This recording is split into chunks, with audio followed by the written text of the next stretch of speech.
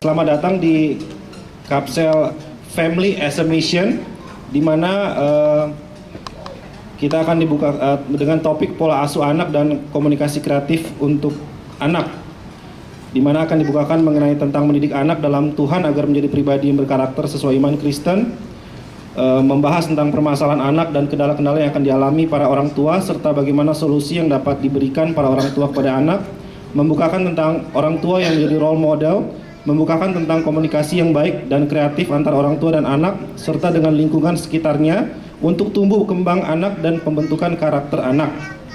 Sore hari ini, Kapsel Family as a Mission akan dilayani oleh Kak Rita dan Kak Afia, dengan moderator yang akan dipimpin oleh Kak Renta.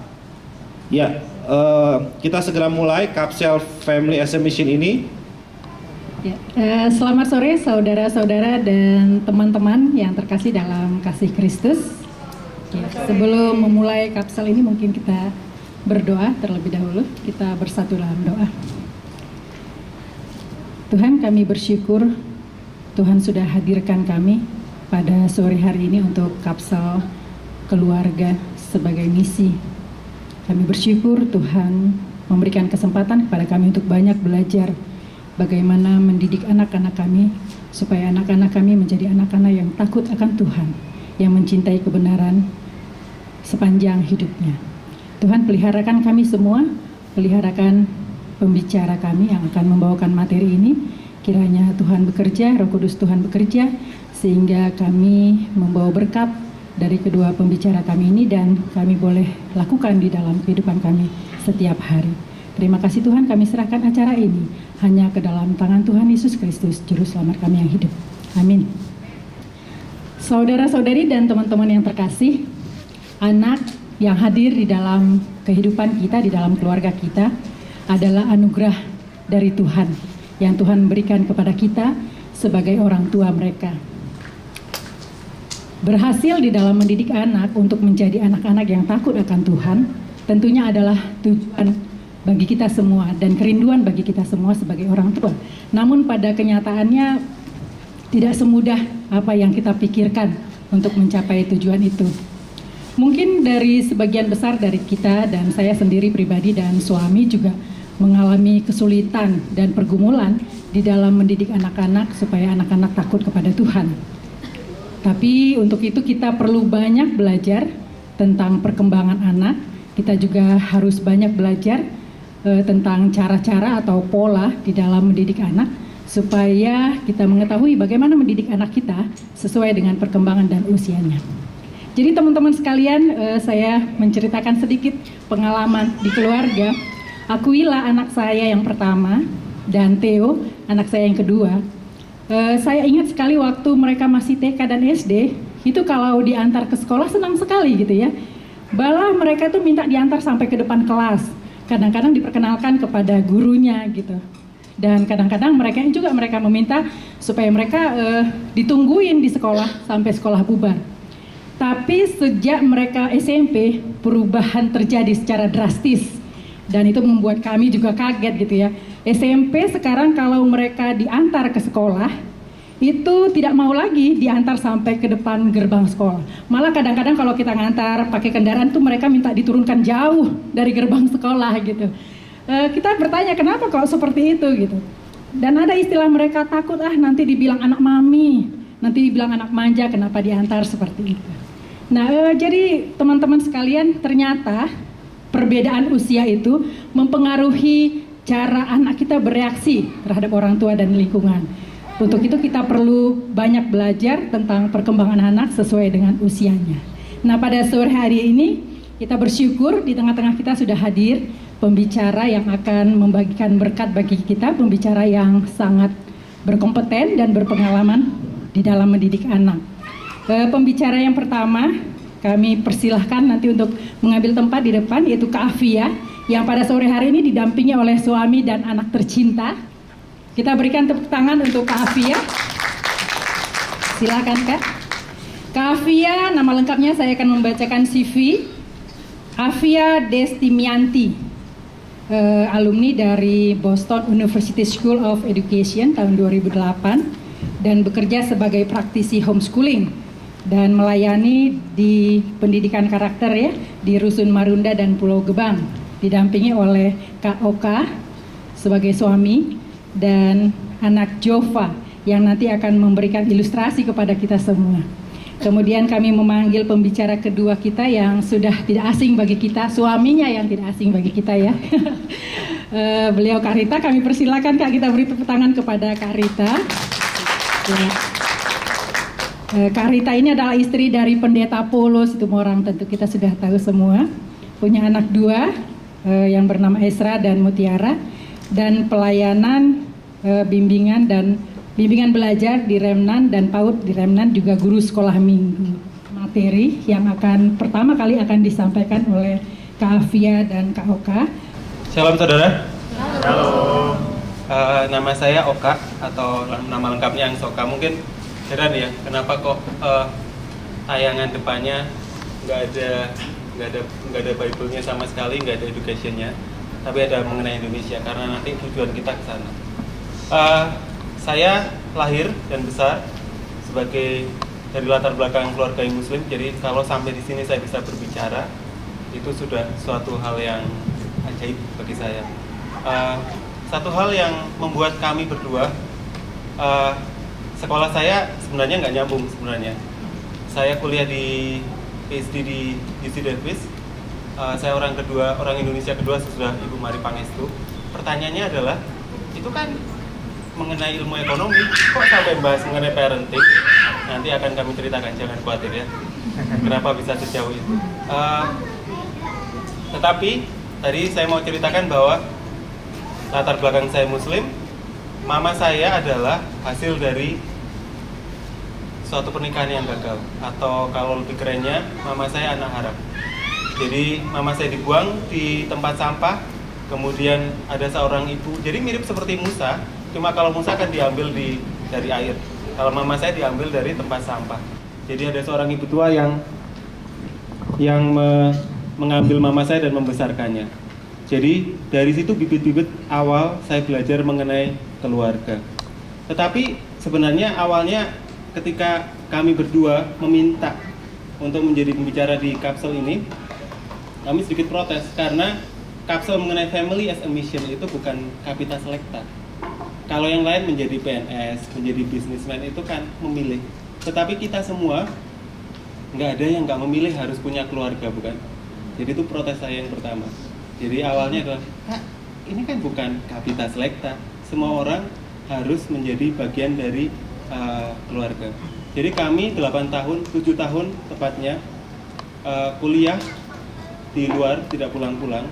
Jadi saudara-saudara yang akan mendengar kesaksian kami, apa yang kami pelajari selama 7 tahun di luar, dari Boston, dari UC Davis, itu yang akan kami saksikan di hadapan saudara-saudara. Jadi jangan kemana-mana ya. Karena kami baru pulang, jadi akhirnya saya diberi kesempatan untuk menginjak rumah yang kami bangun, tapi belum kami tempati selama 7 tahun. Waktu pertama kali melihat kamar, kelihatan keren sekali, tapi seminggu berikutnya, itu saya melihat ada sedikit retak di dindingnya, di catnya tepatnya.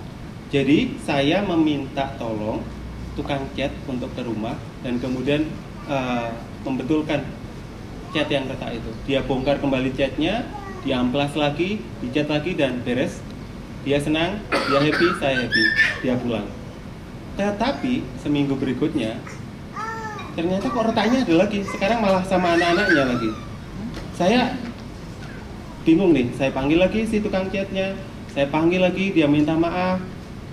Dia bongkar lagi, amplas lagi, dan akhirnya beres seperti baru. Dia senang, saya senang, dia pulang, saya tetap di situ.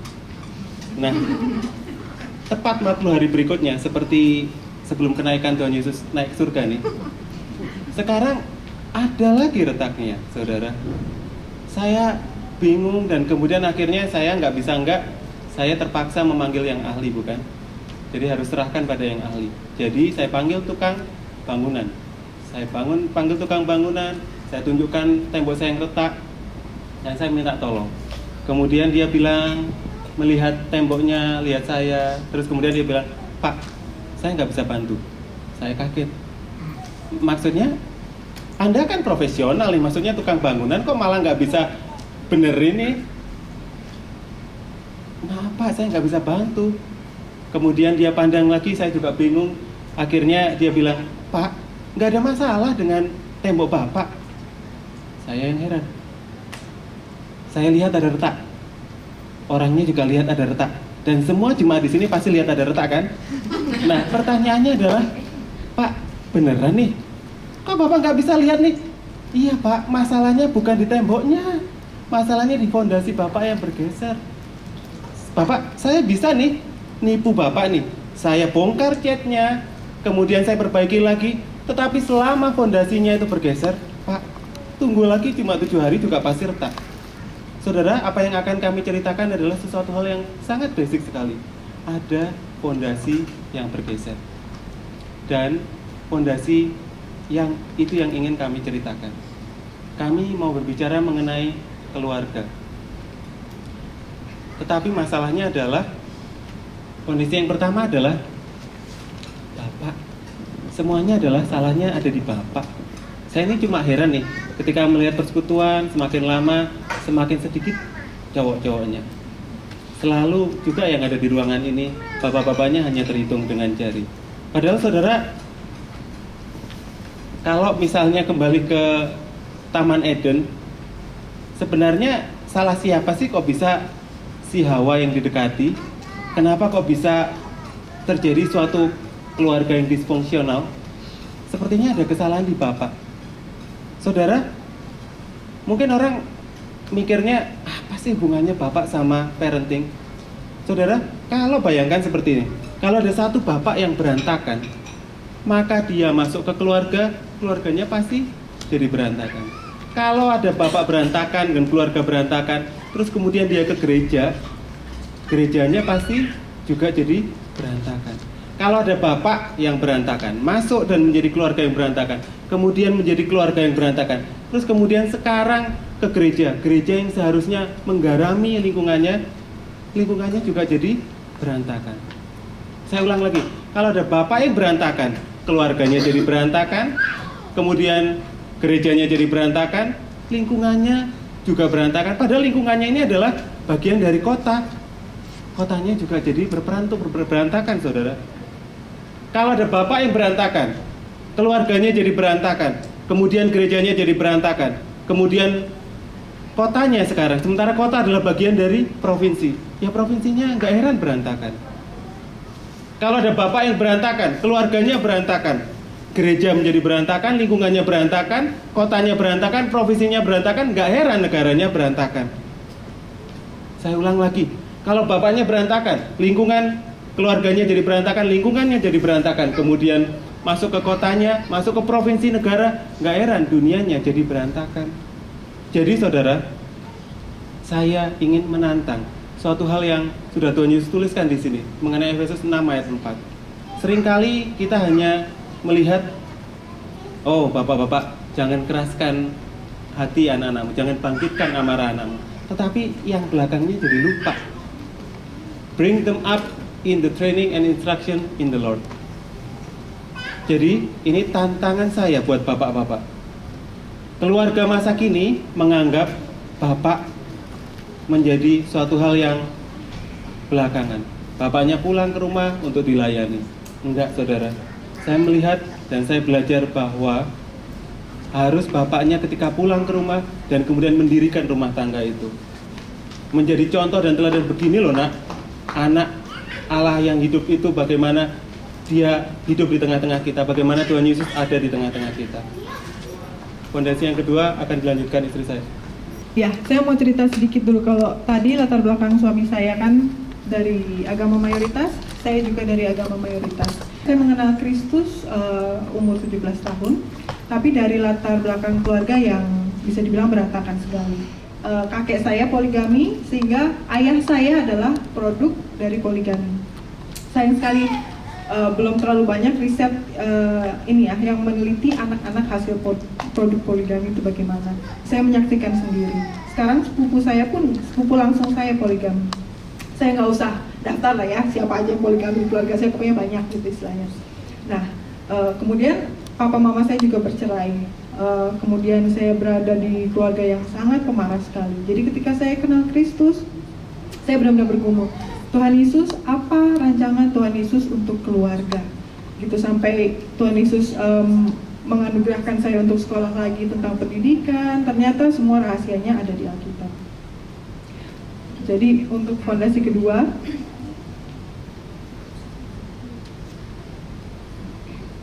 jadi bagaimana kita memandang anak-anak. Jadi seringkali ya, terutama kalau di Indonesia, anak-anak itu diperlakukan sebagai penerus keturunan, meneruskan nama belakang, atau ya pokoknya untuk mengisi kekosongan jiwa gitu ya. Jadi sementara Alkitab bilang seperti ini, children are like arrows in the hands of a warrior, are children born in one's youth. Intinya anak-anak adalah bagai anak panah di tangan pahlawan. Jadi Tuhan mau anak-anak ini sebagai senjata yang dipersiapkan. Jadi dalam membesarkan anak, dalam menyiapkan anak-anak, orang tua harus memiliki visi. Apa sih visi Tuhan dalam mendirikan keluarga? Itu kan di Alkitab dibilang without vision the people perish. Jadi orang tua seperti pemanah ya, seperti pemanah kan harus jelas visinya kemana, terus di aim supaya sebisa mungkin kena sasarannya gitu. Nah, terus yang kedua, kalau kita lihat anak panah, jadi selain ada sasarannya, itu biasanya ada bulu-bulunya, saudara. Perhatikan nggak? Jadi kami sudah tes untuk menerbangkan anak panah itu. Kalau tidak ada bulu-bulunya, anak panahnya nggak bisa terbang. Jadi kita lihat apa aja sih bulu-bulunya ini? Life skill, karakter. Kita persiapkan. Jadi sejak sedini mungkin diajarkan sopan santun, tata krama, terus chores. Jadi saya waktu pertama kali ke Boston, saya harus akui itu saya tuh nggak bisa masak, karena di rumah itu selalu ada yang bantu saya. Begitu juga fenomena saya lihat begitu saya balik lagi ke Indonesia itu ada satu ketergantungan terhadap asisten rumah tangga gitu ya. Jadi sehingga anak-anak ini nggak, jadi walaupun misalnya berprestasi di sekolah, tapi cuci piring atau masak apa nggak prigel istilahnya, kalau bahasa Jawanya itu cakap ya Pak ya. Prigel tuh cekatan, lihat apa set, coba apa set, bisa gitu. Nah itu yang agak kurang ya, mbak istilahnya itu fenomena yang saya lihat. Bahkan ketika saya cek rumah aja, selalu di sini adalah 3+1, satunya kamar mandi, kamar pembantu gitu. Pokoknya seperti tidak bisa hidup tanpa itu. Sementara saya melihat itu malah membuat anak-anak tidak belajar keterampilan hidup ini gitu. Nah, yang ketiga, kalau kita lihat anak panah kan kita lihat ada ujungnya ya. Jadi itu not pointless, supaya dia bisa nancep di sasarannya itu. Saya mengibaratkan orang tua itu seperti petani yang dikasih bibit tanpa nama. Seiring jalan kita, ini bibit apa sih? Mangga kah? Pepaya kah? Apakah gitu. Jadi di siangnya kira-kira nih Tuhan Yesus nih persiapkan anak ini untuk apa? Apa saja kelebihannya? Apa saja sih kecenderungannya gitu. Sehingga bisa kenal betul orang tua dan membantu mereka menemukan tujuan hidupnya. Jadi kalau masuk ke teori pendidikan, kita ada namanya teori Bloom taxonomy. Jadi kalau kita ngajarin anak, kalau kebanyakan di Indonesia itu kan level terendah itu remembering, itu ngafalin aja. Terus naik nanti ke mengerti, aplikasi, analyzing, evaluating, terus terakhir yang di ujung itu adalah mencipta. Jadi dengan kita memperlengkapi anak kita dengan visi, kita punya visi, kita perlengkapi dengan mereka dengan karakter, kita perlengkapi mereka dengan panggilan hidup. Apa sih tujuannya? Itu yang menjalankan mandat budaya, supaya bisa mereka melihat apa sih di sini yang kurang, di komunitas apa sih yang kurang, ayo ciptakan sesuatu, intinya seperti itu ya. Mungkin tadi ada sedikit aja lag. Pertanyaannya adalah ngapain sih kita memberikan 3 hal fondasi ini? Jadi seperti ini, tadi kan pertanyaan saya adalah kami berdua bukan pengkhotbah, kami adalah peneliti dan yang kami teliti adalah pertanyaan besarnya adalah kenapa sih satu bangsa itu bisa maju? Jadi, dia dari segi pendidikan, saya dari segi ekonomi. Saya juga nggak kepingin dan nggak tahu ternyata hasilnya adalah, jawabannya adalah pada keluarganya. Jadi kami menghabiskan 7 tahun, 5 tahun terutama khususnya adalah mempelajari satu bangsa nih. Satu bangsa yang jumlahnya 18 juta, tetapi mengisi peraih Nobel 30%. Sudah tahu kan bangsa apa itu? Sudah tahu kan? Bangsa yang jumlahnya hanya 18 juta, tetapi yang seluruh penelitiannya nih, seluruh hasilnya mulai dari lampu, layar sentuh, OHP, LCD, itu adalah hasil dari buah-buah pekerjaan mereka. Tahu kan bangsa apa itu? Bangsa itu bangsa Yahudi. Jadi kami diberi kesempatan untuk mempelajari. Kami begitu kaget nih ketika kami melihat di tengah keluarga mereka, oh apa sih rahasianya? Rahasianya hanya masuk 124 yang tadi itu. Dan kemudian mereka siapkan anak-anaknya benar-benar untuk sesuatu tujuan. Kemudian kami lihat lagi, oh belum taksonomi ini menjadi nyata. Kenapa? Karena mereka bilang seperti ini. Kitab kami Taurat itu, kitab Kejadian 1 itu kata yang paling sering muncul adalah to create. Karena kami dari Muslim nih, kami tahu nih kalau di sana kami hanya diajari menghafal. Padahal menghafal itu adalah bagian paling bawah. Jadi sebenarnya tujuan riset saya tadi adalah untuk mengubah bangsa Indonesia. Tetapi akhirnya kami shock. Bayangkan nih, di Indonesia nih guru adalah digugu ditiru, hanya untuk meniru, hanya untuk menghafal. Sementara kami melihat satu bangsa yang berdasarkan Alkitab sebagai fondasinya, ternyata diajari untuk mencipta. Kenapa kok mencipta? Karena tujuan hidup mereka untuk berkontribusi bagi sesama. Fondasi ketiga. Ini dari Ulangan 6 ayat 4-7, mungkin ada teman-teman yang bawa Alkitab. Saya bacakan yang dalam bahasa Inggris ya. Hear, O Israel, the Lord our God, the Lord is one. Love the Lord your God with all your heart, with all your soul, and with all your strength. These commandments that I give you today are to be on your hearts. Impress them on your children. Talk about them when you sit at home, when you walk along the road, when you lie down, and when you get up. Tie them as symbols on your hands and bind them on your foreheads.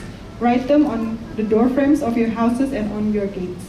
Jadi kenapa kami ambil bahasa Inggris ini? Karena menurut kami lebih maknanya lebih dapat gitu ya. Ada kata-kata impress them. Impress itu dalam bahasa aslinya itu seperti kalau ada ternak, kan biasanya untuk tahu siapa pemiliknya itu dicap dengan besi panas. Yes. Nah, impressnya itu seperti itu. Impress them. Nah, dari ayat itu kami belajar bahwa panggilan utamanya itu pertama apa? Love your God. Dia panggil orang tuanya untuk terlebih dahulu mengasihi Tuhan segenap hati, segenap jiwa, dan kekuatan. Dan setelah kita mengasihi, baru ajarkan bagaimana cara mengasihi saya, istilahnya gitu. Ajarkan, bagaimana cara mengajarkannya? Satu, disengaja. Kenapa harus disengaja? Jadi ini beda ya dengan teori Sigmund Freud tabula rasa yang bilang anak adalah kertas putih. Sementara Alkitab mengatakan kita sudah punya karakter dosa. Di Proverbs 22 ayat 15a ini, foolishness is bound in the heart of a child. Jadi istilahnya anak lahir ini istilahnya udah damage good, udah barang rusak. Jadi istilahnya kita terima barang rusak, sebisa-bisa mungkin kita kenalkan Kristus kepada barang ini. Jadi kenapa harus disengaja? Ya karena dari awal kita tahu ini sudah ada karakter dosanya gitu, sudah disiapkan. Jadi nggak usah kaget kalau misalnya anaknya berontak, ya nggak usah kaget. Kita udah harus menyengaja karena memang ya begitu, karena memang sudah dari sananya rusak istilahnya. Dan gimana sih caranya berulang-ulang? Satu hal yang, jadi kan ada banyak cara ya, entah kita setiap makan bicarakan, ya pokoknya dalam setiap pembicaraan itu kalau kita mengasihi Tuhan itu akan secara natural ujung-ujungnya ngomongin itu lagi. Kan kalau misalnya kita sayang uang misalnya, ya ujung-ujungnya kita ngomongin uang kan, profitnya segini loh, profitnya segini. Tapi kalau kita sayang Tuhan, mengasihi segenap jiwa, segenap kekuatan, ya otomatis melihat satu fenomena ujung-ujungnya baliknya ke Tuhan juga. Tapi ada juga hal-hal yang harus disengaja. Di meja makan, kita taruh ayat hafalan di dinding, hafalin sama-sama. Dan ada satu buku juga yang saya gunakan ini, Big Truth for Little Kids. Jadi ini katekisasi untuk anak-anak kecil. Udah bisa dimulai dari umur 4-5 tahun. Kami pakai bahasa Inggris ya, karena kami temukannya bahasa Inggris ya. Mungkin ada juga bahasa Indonesia. Jadi yang kami pelajari itu mendidik anak itu dari kepala turun ke hati lalu ke tangan. Urutannya ya kita biar dia masuk dulu, dia hafalin dulu, dia belajar mengasihi, kemudian ayo nak sama-sama kita praktekkan kebenaran ini. Istilahnya begitu. Jadi nggak apa-apa, belum tahu terlalu banyak apa sih artinya ano, tapi setiap kali ditanya sehingga itu jadi natural keluar. Oke, jawabannya ini. Nanti lama-lama mengerti, lalu kemudian ayo nak kita lakukan sama-sama. Kalau bisa simultaneously bagus.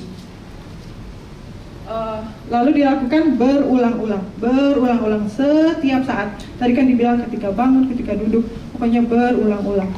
Gitu. Karena mandatnya Tuhan Yesus itu di Matius 28 itu kan jadikanlah semua bangsa murid, disciple. Pola katanya itu sebetulnya artinya berulang-ulang. Jadi kita sedang memuridkan anak-anak kita. Nah, ini contoh satu gambar aja ya, ilustrasi di mana dengan menyengaja kita mengajarkan. Jadi kebanyakan begitu saya pulang atau ketika saya transit di Hong Kong atau apa, di Korea juga sama, fenomenanya sama. Supaya nggak mengganggu, anak dikasih gadget gitu. Sementara kalau untuk kita mau mengajarkan berulang-ulang, itu tuh nggak ada ruang untuk gadget menurut saya. Jadi bukannya berarti kita mau motong gadget sama sekali, tapi membuat gadget jadi tidak terlalu menarik, hilang kilaunya dibandingin dengan interaksi dengan orang tuanya.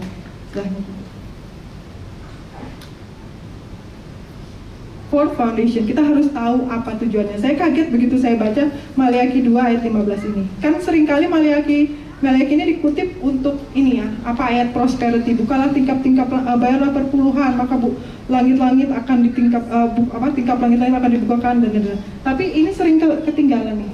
Maleakhi 2 ayat 15. What does the one God seek? Godly offspring. Jadi kalau misalnya nih ada tanya jawab, kan Maleakhi itu kitab tanya jawab ya. Tanya jawab Tuhan maunya apa?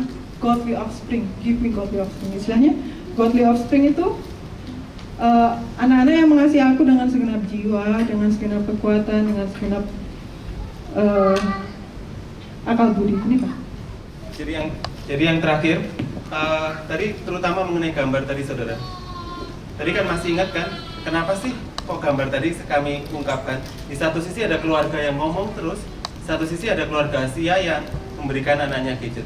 Artinya orang tuanya sebenarnya nggak tahu cara mendidik anaknya gimana.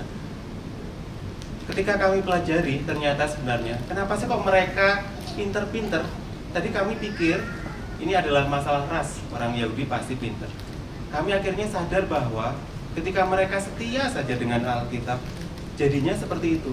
Mereka terbiasa ngomong, terbiasa memecahkan masalah, dan terbiasa bertanggung jawab. Nah, satu hal yang kelima yang terakhir adalah kita seringkali orang tua memberikan false sense of security. Apa maksudnya? Kita pikir bahwa supaya anak kita kuat, kita sekolahkan mereka, kita beri mereka les yang paling bagus, kita masukkan ke YPM, biar mereka bisa piano, biar mereka jago, kemudian latihan biola, kita dengarkan Mozart, kita latihan ini. Ternyata saudara, selama saya kuliah di sana, jujur anak Asia ditakuti karena pinter matematika. Tapi ternyata sesudah tahun keempat, kelima, mereka hilang. Jadi kalau di Amerika, mereka nggak diajari seperti kita menghafalkan Pythagoras, tetapi diajari untuk menemukan sendiri. Jadi false sense of security. Orang tua bilang bahwa security-nya dari pendidikan, dari harta, pokoknya kita asuransikan. Ternyata enggak. Tuhan Yesus bilang, whoever fears the Lord has a secure fortress. Saudara, pernikahan saudara itu adalah gambaran yang paling kuat untuk sekuritasnya anak. Ketika suami dan istri bisa mendemonstrasikan cinta, anaknya akan tahu, oh cinta itu seperti ini, cinta itu seperti itu. Ketika bapak dan ibu mendemonstrasikan enaknya bekerja dengan tangan sendiri, cuci piring sendiri, nyapu sendiri, nggak pakai pembantu, mereka jadi tahu nikmatnya bekerja. Jadi akhirnya kami tahu kenapa kok bangsa Yahudi ini penganggurannya paling sedikit. Ya karena mereka security-nya berdasarkan firman Tuhan Yesus, mereka ubah keluarganya menjadi seperti itu. Jadi ini kunci yang kami temukan. Terima kasih. Ya, terima kasih Kak Afia dan Kak Oka untuk materi yang disampaikan yang sangat jelas ya tentang fondasi di dalam mendidik anak-anaknya. Dan ini kita berikan aplaus terlebih dahulu kepada Kak Afia dan Kak Oka. Nah, saudara-saudari dan teman-teman yang sudah mempunyai pertanyaan, tolong ditahan dulu pertanyaannya karena kita akan melanjutkan kepada topik yang kedua, yaitu sharing pengalaman bagaimana pola asuh dan komunikasi kreatif pada anak yang akan disampaikan oleh Kak Rita. Ya, jadi melanjutkan dari apa yang tadi sudah disampaikan oleh Oka dan juga Afia, memang sangat benar bahwa kita ini di dalam keluarga, yang kita harus ingat adalah teladan. Teladan yang kita ikuti itu adalah, yang satu-satunya kita ikuti adalah, contohnya adalah Tuhan Yesus. Nah, jadi pernikahan itu adalah lembaga yang diciptakan sendiri oleh Tuhan Yesus. Melalui pernikahan kita dapat menjadi pelaku firman Tuhan, khususnya dalam relasi antara Tuhan Yesus dengan jemaatnya. Karena Kristus atau Tuhan Yesus itu adalah mempelai laki-laki, dan kita yang percaya kepada Tuhan Yesus itu adalah mempelai perempuan. Relasi hubungan antara Kristus dan jemaatnya itu adalah selama-lamanya. Demikian juga relasi hubungan suami istri adalah seumur hidup, sesuai kehendak Tuhan yang sudah dikatakan, apa yang dipersatukan Allah tidak boleh dipisahkan oleh manusia kecuali mau.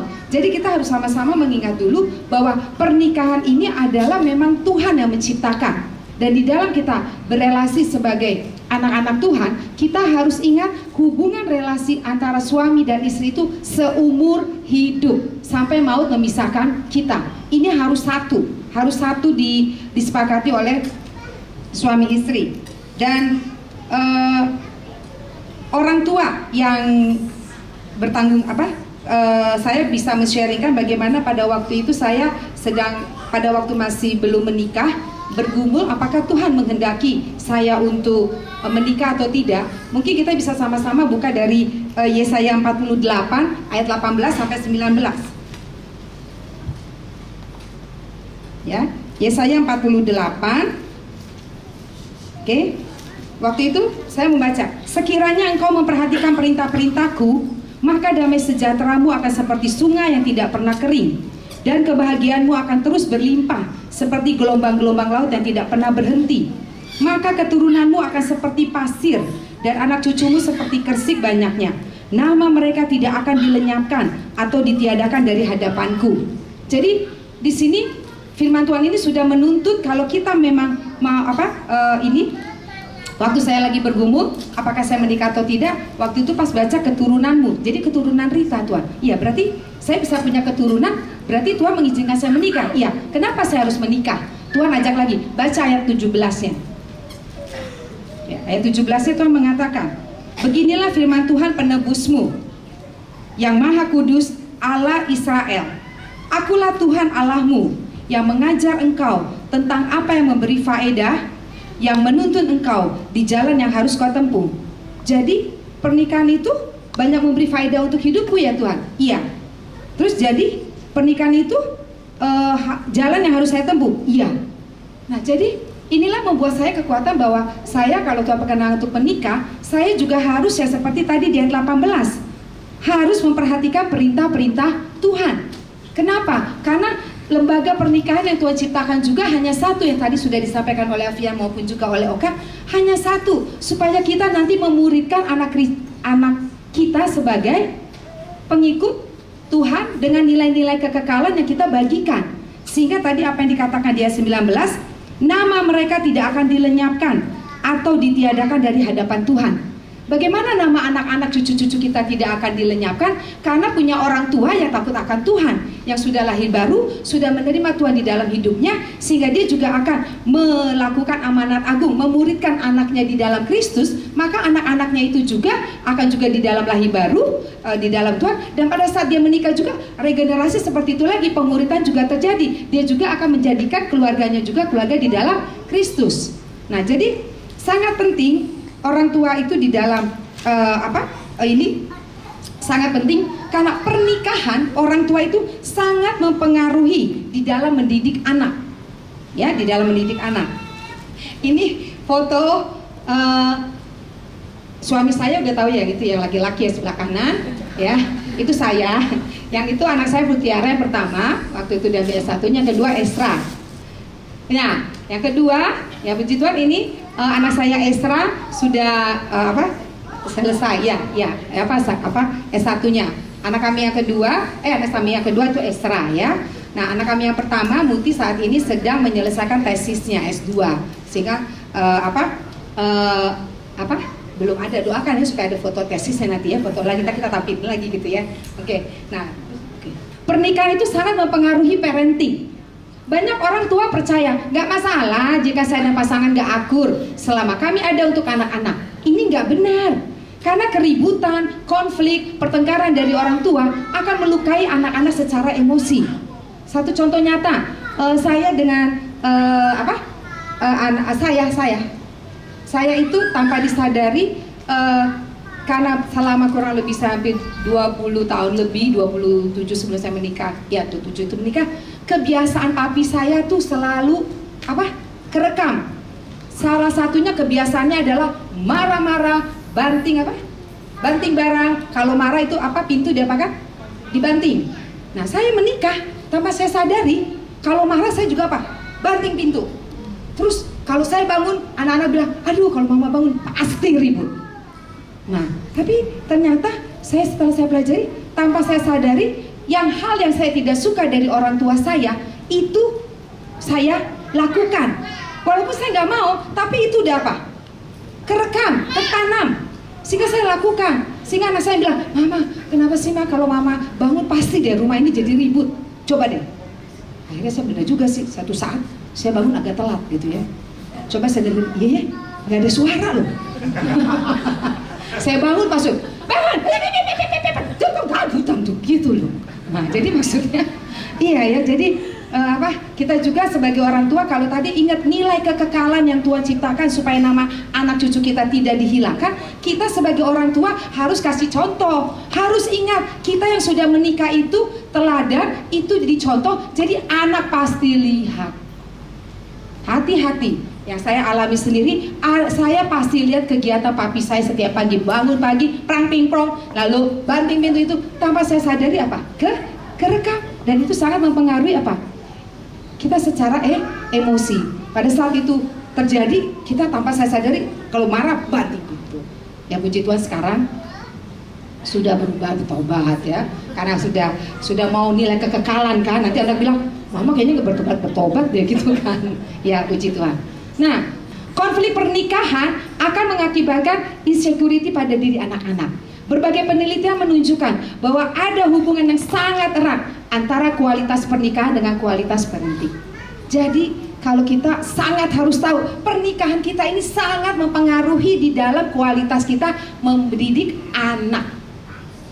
Ya, tidak bisa disangkali setiap anak yang berprestasi itu baik karena hubungan orang tuanya baik. Dia merasa aman, nyaman, dan orang tua, papa mamanya bisa dengan tenang peluk papanya, peluk cium anak suami istri, dia tenang. Tapi kalau papa mamanya berantem di sekolah, dia pusing. Aduh, papa mama berantem, dia jadi takut, nggak aman, ya.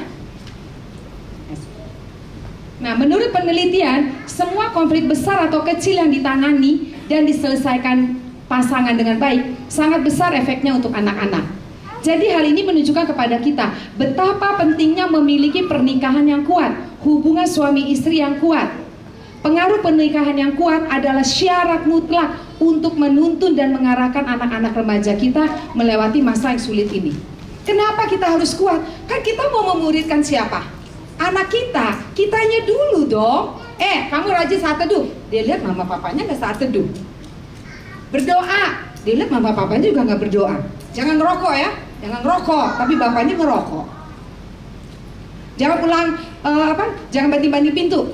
Mama sendiri marah banting pintu. Nah, jadi sangat-sangat penting kita sebagai suami istri ini harus punya relasi yang kuat. Ya, kita harus satu ini dulu di dalam keluarga, kita harus satu visi, makanya kalau kita mau menikah, kalian tujuannya nikah apa?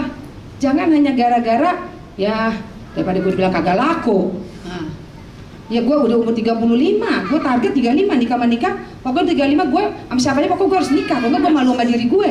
Itu ada kejadian dan akhirnya cerai.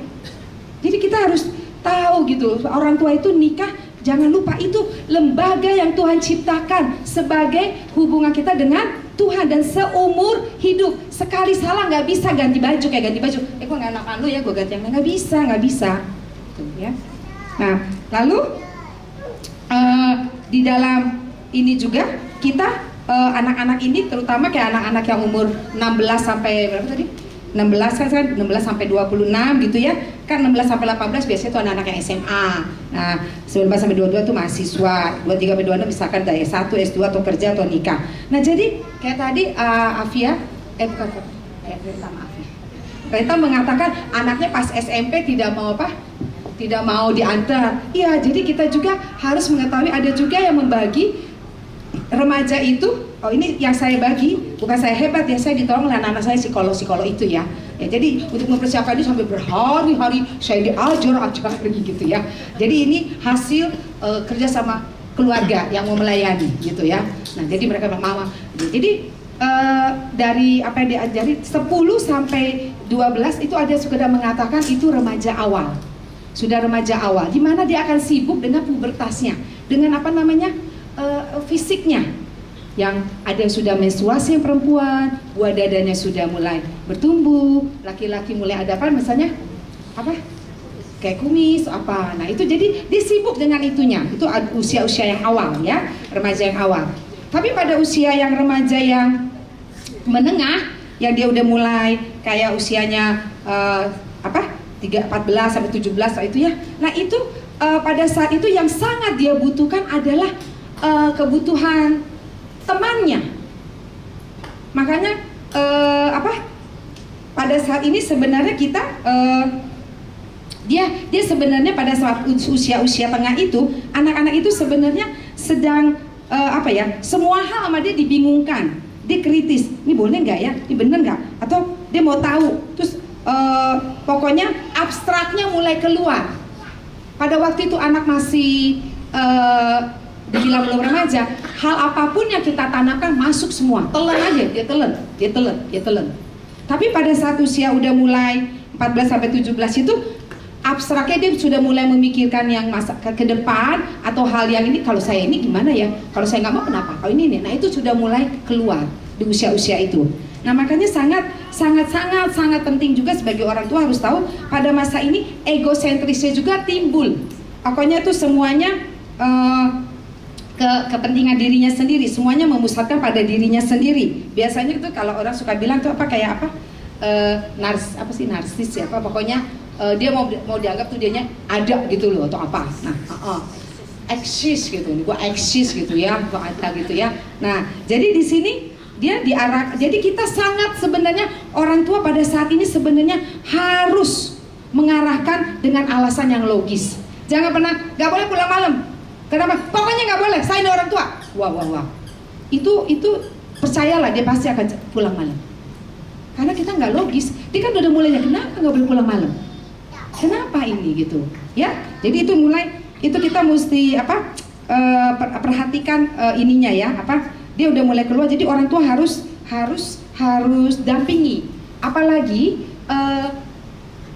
masa anak-anak ada istilahnya mereka tuh namanya apa? Infantile memory katanya memori waktu kecil atau kenangan masa kecil. Nanti pada saat usia remaja itu infantile memorinya ada yang hilang. Sehingga orang tua itu perlu menjelaskan sesering mungkin ya. Tadi sudah disampaikan dalam firman Tuhan, Ulangan 6 ayat 4 sampai 7. Berulang-ulang.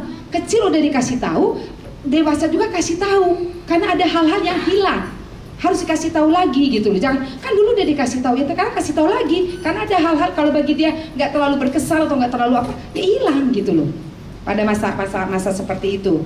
Nah jadi apalagi pada saat 10 kita jelaskan lagi.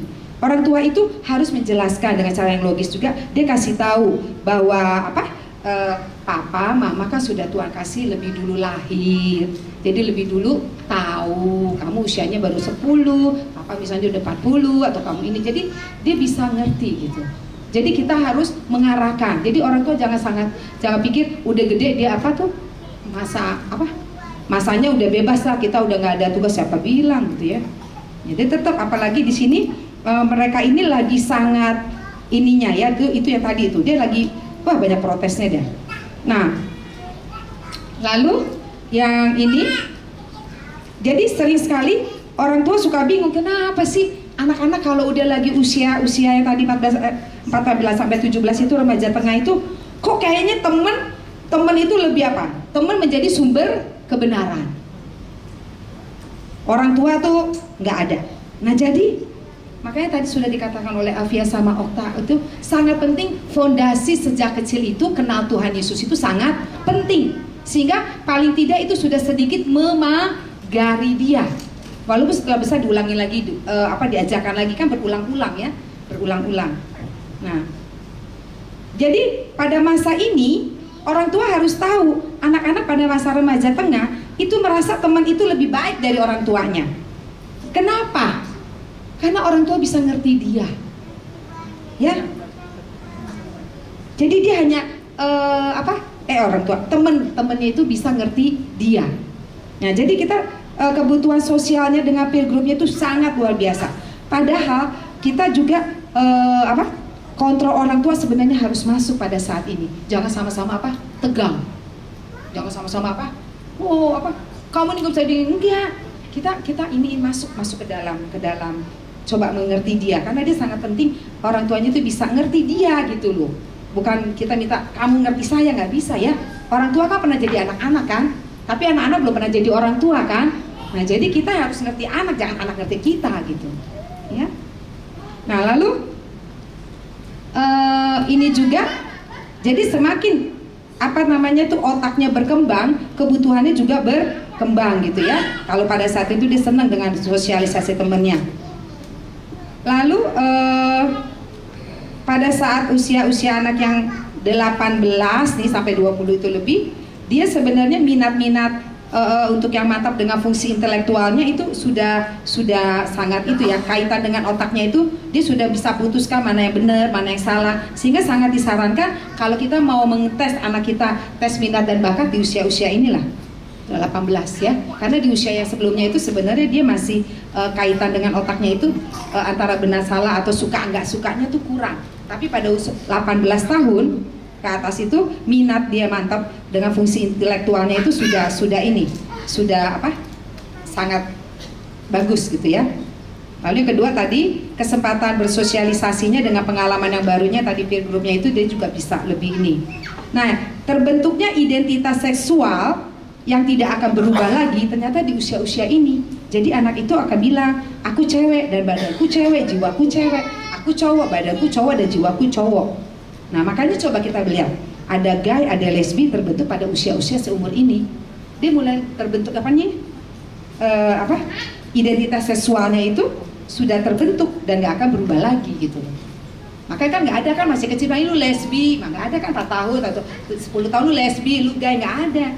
Karena mulai umur 18 tahun ke atas mulai terbentuk identitas seksualnya dia. Makanya ini di sini. Nah, tapi umur 18 sampai 20 ini egosentrisnya itu yang tadi memusatkan perhatian pada diri sendiri sudah diganti dengan mempertimbangkan kepentingan orang lain. Ya, jadi dia sudah mulai memikirkan tentang kepentingan orang lain. Dan pada saat usia ini juga mulai ada dalam tanda petik ada dinding yang memisahkan diri dia dengan masyarakat umumnya. Makanya mereka suka bilang, aduh ma, aku mau sendiri. Ya udah, ya. Dulu saya kesel deh anak saya kalau mau sendirian. Kamu nggak sayang mama ya? Bukan gitu mah. Lagi mau sendiri. Ih, kenapa sih mama nggak mau mah? Setelah saya tahu, oh ternyata dia memang usianya ya. Kita paksa ya, ini memang dia memang mau sendiri, biarin. Dia ada private-nya gitu ya, ada ininya, privasinya dia. Jadi dia mau bentuk diri dia sendiri, dia merasa adalah supaya dia mengenal konsep diri atau identitasnya diri. Nah, lalu masalah-masalah sebenarnya banyak sekali. Oke, nah untuk mengatasi masalah-masalah nanti itu ada pola asuh untuk yang bisa membantu kita. Ada pola asuh yang authoritarian parents. Dia menampilkan sedikit kehangatan dan sangat pengendali. Dia menerapkan disiplin yang ketat, ya, membatasi ada hukuman. Ini pola didik orang tua nih, ada seperti ini. Orang tua memanggil frase seperti, Anda akan melakukan hal ini karena saya berkata ini. Istilahnya, pokoknya mama udah bilang gini, lo harus lakuin gitu contohnya. Dan karena aku orang tua dan Anda tidak, harus ini. Orang tua otoriter tidak terlibat dalam diskusi dengan remaja mereka. Dan peraturan dan standar keluarga tidak diperdebatkan. Karena yang ngapain didebatin, semuanya tetap orang tuanya kan yang pegang kendali gitu. Orang tua yang otoriter percaya remaja harus menerima tanpa pertanyaan aturan dan praktek-praktek yang mereka buat. Nah, berdasarkan riset penelitian mengungkapkan bahwa remaja dengan orang tua otoriter belajar bahwa mengikuti aturan orang tua dan kepatuhan terhadap disiplin yang ketat bernilai untuk tingkah laku yang terlalu independen. Jadi nggak percaya diri, tinggal tunggu apa kata mama atau apa kata papa, karena selama ini mama papanya seperti itu. Akibatnya remaja mungkin menjadi pemberontak atau juga bergantung. Mereka yang menjadi pemberontak akan menampilkan perilaku agresif. Remaja yang lebih patuh cenderung tetap bergantung pada orang tuanya. Karena papa orang tua, papa orang tua. Ya, berikutnya. Ya. Nah, ini ada orang tua yang permissive parents, sangat hangat, tapi kurang menuntut tanggung jawab. Ini istilahnya, pokoknya semua anaknya mau apa dikasih, mau ada apa, pokoknya ini agak kurang tanggung jawab, kurang menuntut tanggung jawab. Mereka memanjakan dan pasif dalam parenting. Mereka percaya bahwa cara untuk menunjukkan cinta mereka adalah untuk memberikan keinginan remaja mereka. Orang tua berkata dengan frase, kamu dapat tetap terlambat jika menginginkannya, dan Anda tidak perlu melakukan apapun pekerjaan jika kamu merasa nggak enak. Jadi orang ini dia tidak suka mengatakan tidak atau mengecewakan anak-anak mereka. Sebagai hasilnya, remaja yang dibiarkan untuk membuat banyak keputusan penting tanpa masukan orang tua. Orang tua tidak melihat diri mereka sebagai peserta aktif dalam membentuk tindakan anak remaja mereka. Sebaliknya, mereka melihat diri mereka sebagai narasumber di saat remaja memilih untuk mencari saran mereka. Nah, temuan penelitian terhadap yang permissive parents ini menunjukkan bahwa remaja dari orang tua permisif melakukan beberapa pembatasan dan aturan, tetapi tidak konsekuensi yang tidak terlalu serius. Hasilnya remaja akan mengalami kesulitan dalam mengontrol diri dan menunjukkan kecenderungan egoistik saat membangun hubungan dalam kelompoknya. Ini uninvolved parents, orang tuanya nggak hangat, nggak terlibat, tidak menempatkan tuntutan apapun pada remaja mereka. Sama sekali ini orang tuanya lepasan, mereka menyediakan waktu minimal untuk berinteraksi dan dalam beberapa kasus penting tidak terlibat. Orang tua acuh tak acuh terhadap kebutuhan remaja mereka, seperti keberadaan atau pengalaman mereka sekolah atau dengan rekan-rekannya. Orang tua memohon frase seperti, saya nggak peduli di mana kamu pergi atau kenapa saya harus peduli apa yang kamu lakukan. Orang tua seperti ini jarang mempertimbangkan masukan remaja mereka dalam keputusan, dan mereka umumnya tidak ingin diganggu oleh remaja mereka. Mungkin kewalahan oleh keadaan mereka, atau mereka mungkin terlalu egois. Orang tua mungkin juga terlihat lelah, frustasi, atau hanya menyerah dalam mencoba untuk mempertahankan otoritas orang tua. Nah, ini yang ketiga ya. Nah, riset ini penelitian menunjukkan bahwa remaja dari orang tua seperti ini belajar bahwa orang tua seperti ini cenderung hanya tertarik dengan kehidupan mereka sendiri dan kecil kemungkinannya untuk menginvestasikan banyak waktu dalam mengasuh anak. Sebagai akibatnya, remaja umumnya menunjukkan pola perilaku serupa sebagai remaja dibesarkan secara permisif rumah, dan mereka juga mungkin menunjukkan perilaku impulsif karena bermasalah dengan self regulation-nya. Nah, authoritative parents ini yang sangat baik ya, hangat tapi tegas. Mereka mendorong remaja menjadi sementara independen ya, dipercayakan, mempertahankan batas dan kontrol dalam tindakan mereka. Tidak memerintah karena saya berkata gitu ya. Mereka bersedia, di dalam komunikasinya juga cukup baik. Mereka bersedia untuk menghibur, mendengarkan, dan mempertimbangkan dari sudut pandang anak remaja. Orang tua terlibat dalam diskusi dan perdebatan dengan mereka remaja, meskipun akhir tanggung jawab berada di tangan orang tua. Ya, Penelitian menunjukkan bahwa remaja dari orang tua otoritatif belajar bagaimana bernegosiasi dan terlibat dalam diskusi. Mereka memahami bahwa pendapat mereka dihargai. Akibatnya, mereka lebih mungkin kompeten secara sosial, bertanggung jawab, dan otonom. Ya, ininya di 20. Nanti silakan ada kalau mau tanya jawabnya. Ya. Saudara-saudari dan teman-teman semua, sebelum kita tanya jawab, kita akan melihat ilustrasi sebentar yang akan disampaikan oleh anak Jova. Saudara-saudara, jadi pertanyaannya adalah buat apa sih kita belajar mengenai ini semua? Tadi kita cerita mengenai dua worldview. Yang satu mengenai godly, yang satunya mengenai self-centered. Yang godly itu selalu other-centered. Kami belajar dan kami boleh menceritakan ke saudara betapa keluarga dengan Judeo-Kristen ini berbeda sekali. Tapi pertanyaannya kembali, untuk apa? Kami belajar bahwa keluarga Yahudi ini beda loh. Mereka itu kalau di Indonesia kan ruang paling utamanya adalah ruang tamu. Sehingga ruang yang paling istimewa adalah tamu, yang lainnya berantakan. Tetapi keluarga Yahudi ini ruang utamanya adalah ruang makan.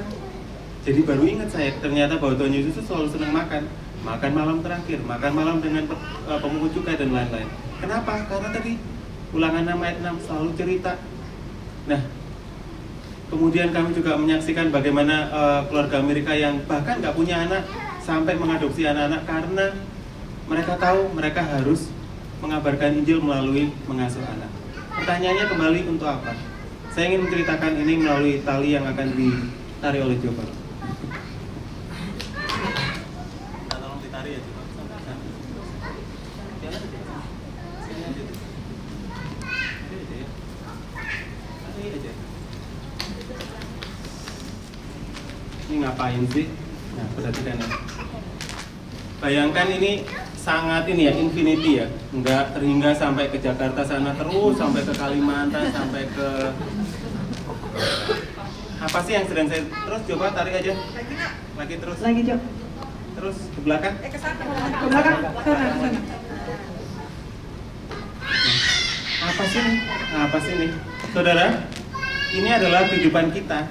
Tuhan Yesus kan bilang sesudah Tuhan Yesus datang lagi, kita akan bangkit kan, jadi kita hidup dengan Dia itu kekal banget, infinity. Kalau orang matematika ini sudah membayangkannya tak terhingga.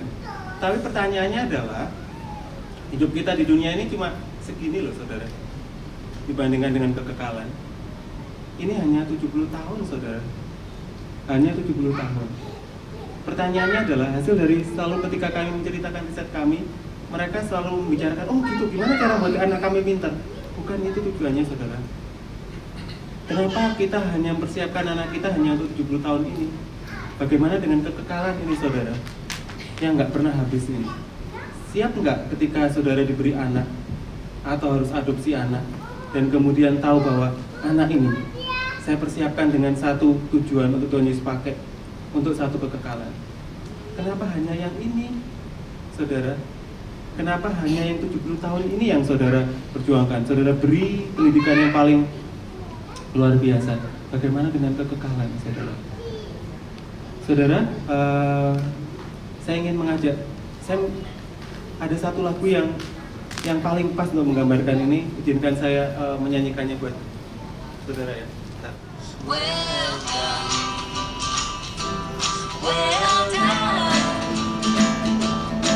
I'm gonna chase you, Lord. I'm gonna show the world your love. Oh.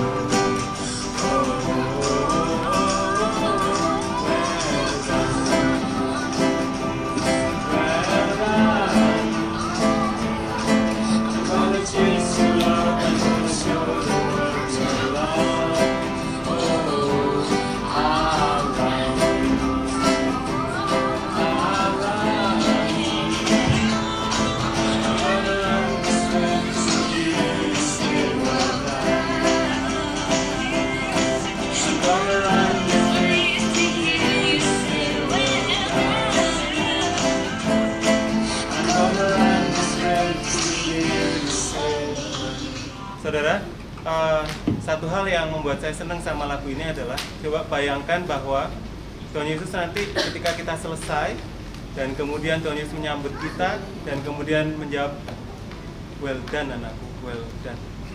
Well done karena setiap kairos yang kuberikan, setiap anak yang kulewatkan dalam hidup kalian, kalian benar-benar arahkan sesuai dengan tujuanku.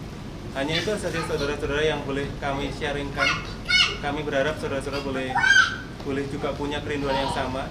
Saudara boleh pulang dan Tuhan Yesus bilang, well done. Terima kasih. Terima kasih kepada Pak Afid dan Mak Jova, udah main di belakang dia. Ya baiklah saudara-saudari dan teman-teman, kita masih punya waktu untuk sesi tanya jawab, untuk diskusi, untuk membahas tentang topik pola asuh dan komunikasi terhadap anak. Untuk termin pertama kita buka untuk 3 orang penanya. Ya, pertanyaan saya yang pertama begini, mungkin untuk Kak Afia, Kak Oka, dan Kak Rita. Pertanyaan saya ini mungkin juga menjadi pertanyaan sebagian besar dari kita yang hadir di sini dan juga mungkin sebagai pergumulan bagi anak Tuhan yang sudah punya anak, yaitu tentang hukuman fisik, memukul atau tidak memukul dalam mendisiplinkan anak. Seperti yang kita ketahui di dalam Amsal dikatakan didiklah anakmu dengan rotan, gitu ya, bisa diterapkan untuk mendisiplinkan anak. Sementara dalam ilmu psikologi modern yang sekarang, kalau memukul anak itu kekerasan, gitu ya, dan bisa berdampak psikologis, berdampak negatif terhadap psikologis anak. Saya punya anak remaja yang Oktober ini nanti 12 tahun. Ini kalau umur segitu tuh kayaknya gejolak hormonnya tuh lagi sedang-sedang ininya ya. Jadi dia tuh suka sekali tuh teriak-teriak di rumah gitu. Walaupun kita nggak tahu dia ngapain, kenapa dia teriak-teriak. Maksudnya kita sering tegur gitu, tapi ya gitu. Maksudnya nggak tanpa alasan gitu, kita juga nggak ngerti kenapa dia teriak-teriak gitu. Terus juga sering kali maksudnya mengganggu adik gitu. Dan kalau menurut dia itu mengganggu adik adalah privilege dia katanya, jadi dia senang mengganggu adik. Jadi yang saya mau tanyakan, sampai sejauh mana sih kita bisa mentolerir anak yang sedang menanjak remaja ini dengan gejolak hormonnya, ini sejauh mana kita bisa toleransi dan kita bisa tetap kasih tahu dia sebenarnya kayak teriak-teriak itu nggak boleh, mengganggu adik nggak boleh, maksudnya hal-hal yang seperti itu tidak diperkenankan. Nama saya Lydia. Saya ingin menanyakan bahwa sekarang ini kelihatannya banyak sekali tren homeschooling. Anak saya sih semuanya udah masuk universitas ya. Tapi saya lihat teman-teman saya yang lebih muda begitu di gereja, anaknya ikut ibunya persekutuan wanita, anaknya 2 ikut gitu. Kok nggak sekolah anaknya? Iya, anakku homeschooling gitu. Bukan cuma 1-2 aja. Yang seperti itu saya bingung gitu ya. Apakah tentang homeschooling ini di mana kelebihan dan kekurangannya? Apa kelebihan dan kekurangan dari homeschooling? Itu yang saya masih perlu informasi. Dan yang kedua, saya juga melihat kecenderungan bahwa sekarang ibu-ibu muda itu bekerja, suami istri bekerja dari pagi sampai malam, terus anaknya tuh dititip dengan opungnya, dengan omanya, dengan neneknya. Bagaimana dengan keadaan seperti ini? Apakah ini sehat untuk si anak? Kalau anak itu dititipkan, diurus dengan neneknya, apakah mungkin lebih baik karena neneknya udah lebih pengalaman dibandingkan ibu bapaknya nggak punya pengalaman? Gimana positif dan negatifnya? Iya, terima kasih untuk pertanyaannya. Mungkin saya mau jawab duduk aja ya. Pertanyaan dari Kak Renta dulu, moderator. Jadi tentang memukul atau nggak memukul. Jadi gini ya, saudara-saudara, waktu saya pertama kali ke Boston untuk belajar, itu saya keblebekan istilahnya gini. Karena setiap teori pendidikan atau teori tentang anak itu dasarnya adalah teori-teorinya Sigmund Freud. Ya, diambil dari psikologi. Tadi saya sempat sebut sedikit ya tabula rasa teorinya Sigmund Freud. Jadi di sini orang tua dituntut untuk punya biblical worldview. Mana pandangan-pandangan yang sesuai dengan Alkitab, mana yang dari dunia atau sekuler, gitu ya. Jadi ketika nanti kita ada jutaan buku parenting, jutaan teori psikolog. Sekarang tugas orang tua adalah punya biblical worldview. Worldview itu seperti kacamata kan, kita sortir, ini bukan, ini ya. ini bukan, ini ya. Jadi apa? Kata Paulus apa? Sehingga kita tidak mudah terombang-ambing oleh berupa-rupa angin pengajaran. Nah, teori parenting atau teori anak ini juga berupa-rupa angin pengajaran kalau kita tidak punya biblical worldview. Jadi Alkitab bilang apa? Ya pukul. Lanjutan dari ayat yang saya pegang tadi itu kan, folly is bound in the heart of a child. Jadi siapa yang sayang rohnya itu nggak sayang sama anaknya. Tapi gimana? Jadi gini, pukul untuk hal-hal yang memang jelas-jelas menentang, willfully disobedient. Jadi maksudnya jelas-jelas sudah diberitahu tapi dia willfully disobedient. Nah, tapi sebelum sampai ke situ, kan tadi kita belajar dari Ulangan 6, disengaja. Kita udah tahu anak ini bakal berontak. Pasti orang lahirnya itu damage good. Jadi disengaja. Jadi saya belajar dari semenjak umur 0 atau dia bisa jalan, itu langkah pertama yang harus dilakukan itu adalah anak belajar obey. Jadi ada 4 prinsip obedience. Pertama, promptly, segera. Kalau dipanggil, misalnya Budi, ya mama, sekali aja.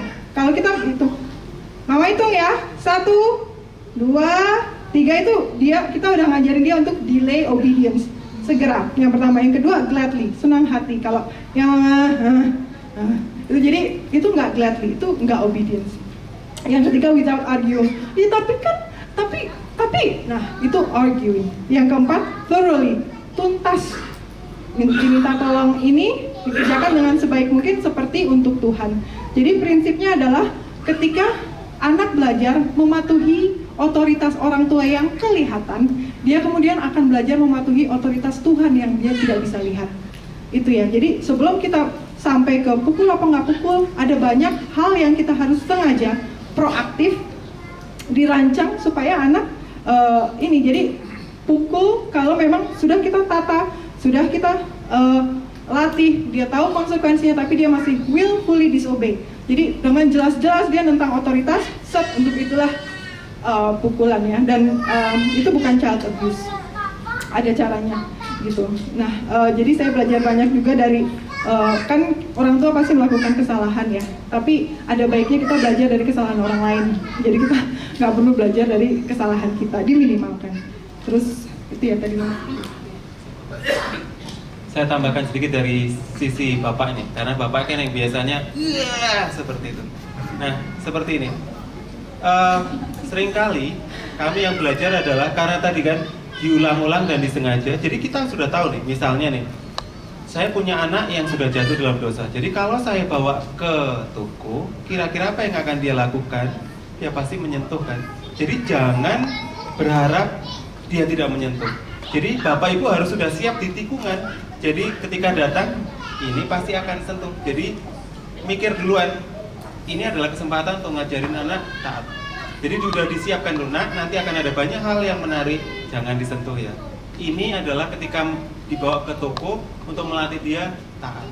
Jadi kegagalan orang tua sekarang adalah karena mengasuh adalah semacam pekerjaan dan beban buat mereka. Jadi sama sekali nggak ada persiapan dan menganggap semuanya akan terjadi dengan mulus. Sehingga ketika di toko, baru kemudian ketika itu, mama sudah bilang jangan. Sehingga kemudian naik, sehingga itulah terjadi kekerasan. Padahal ketika yang benar, ketika mendidik anaknya, itu nggak boleh sama sekali ketika bapak atau ibu sedang emosi, nggak boleh. Tapi sudah dijelaskan dulu, nah, jadi kan papa sudah janji, ayo kita doa dulu, papa akan ngajari Jova untuk taat sama Tuhan Yesus nak ya. Jadi saya pukul dan kemudian kita nangis bersama dan kemudian habis itu kita ceritakan. Jadi sama sekali nggak ada satu perbuatan yang tiba-tiba. Kekerasan akan muncul karena bapak ibu nggak siap bahwa anak ibu itu adalah anak yang berdosa, sehingga nggak tahu mau ngapain. Jadi sadarlah bapak ibu adalah punya suatu hal yang luar biasa kelak ketika dia berdiri di hadapan raja-raja, kelak ketika Tuhan Yesus memakai dia di depan podium, baru bapak ibu akan tunjuk Tuhan Yesus terima kasih karena setiap kesempatan waktu dia kecil saya boleh manfaatkannya untuk mendidik dia dengan sesuai dengan apa yang Tuhan Yesus mau. Oh, jadi kami kebetulan homeschool anak kami. Alasannya ya karena kami pelajari ini, kami Dan waktu itu saya melahirkan susah sekali, hampir meninggal. Kami sadar bahwa waktu kami sangat terbatas. Kami pilih jalur yang kami paling bisa transfer value dengan lebih efektif, intensitasnya paling tinggi. Jadi kami pilih homeschooling. Tapi sebetulnya tanpa pengetahuan, tadi tanpa visi, tanpa ulangan, tanpa fondasi yang tadi dibilang, homeschooling itu hanya satu metode saja, nggak ada bedanya sama sekolah biasa, tanpa fondasi tadi. Itu ya. Jadi apa kelebihannya? Kelebihannya ya orang tua harus komitmen penuh, bayar diri, pikul salib kalau memang itu yang mau kami lakukan. Sebagai contoh, kami bukan terpaksa, kami memilih untuk nyewa apartemen yang dekat sekali dengan kantor supaya Mas Oka bisa pulang setiap makan siang. Jadi pakai skuter yang yang digoes tapi listrik itu, setiap siang itu kesaksian kami bahwa Mas Oka pulang untuk makan siang dan balik lagi. Jadi butuh satu komitmen, perencanaan. Oke, kalau homeschooling nggak bisa cuma mamanya aja, berarti papanya harus pulang. Di BI dia harus lembur-lembur, berarti kita harus cari strategi. Seperti itu. Kalau dari sisi sosialisasi itu menurut saya bukan kekurangan, justru kelebihan. Dengan homeschooling, anak-anak itu lebih banyak sosialisasi. Jadi intinya sosialisasi itu apa sih? Belajar menghargai, menghormati orang lain, memperlakukan orang lain seperti dirinya sendiri. Kalau di sekolah itu kan guru terbatas dan mereka hanya sosialisasi sesamanya. Sosialisasi paling bagus itu yang terpadu, maksudnya yang dipimpin. Gitu. Nah, terus yang kedua, sosialisasi terbaik adalah belajar melayani. Jadi homeschooling saja tanpa melayani sia-sia. Jadi dia harus lihat orang tuanya melayani, ya misalnya kami bicara, Jova ikut, kami ke rusun melayani apa, Jova ikut. Jadi itu. Jadi tanpa itu homeschooling hanya satu metode saja dan nggak ada bedanya sama sekolah. Kelebihannya banyak, kekurangannya hanya orang tuanya tadi harus bayar harga.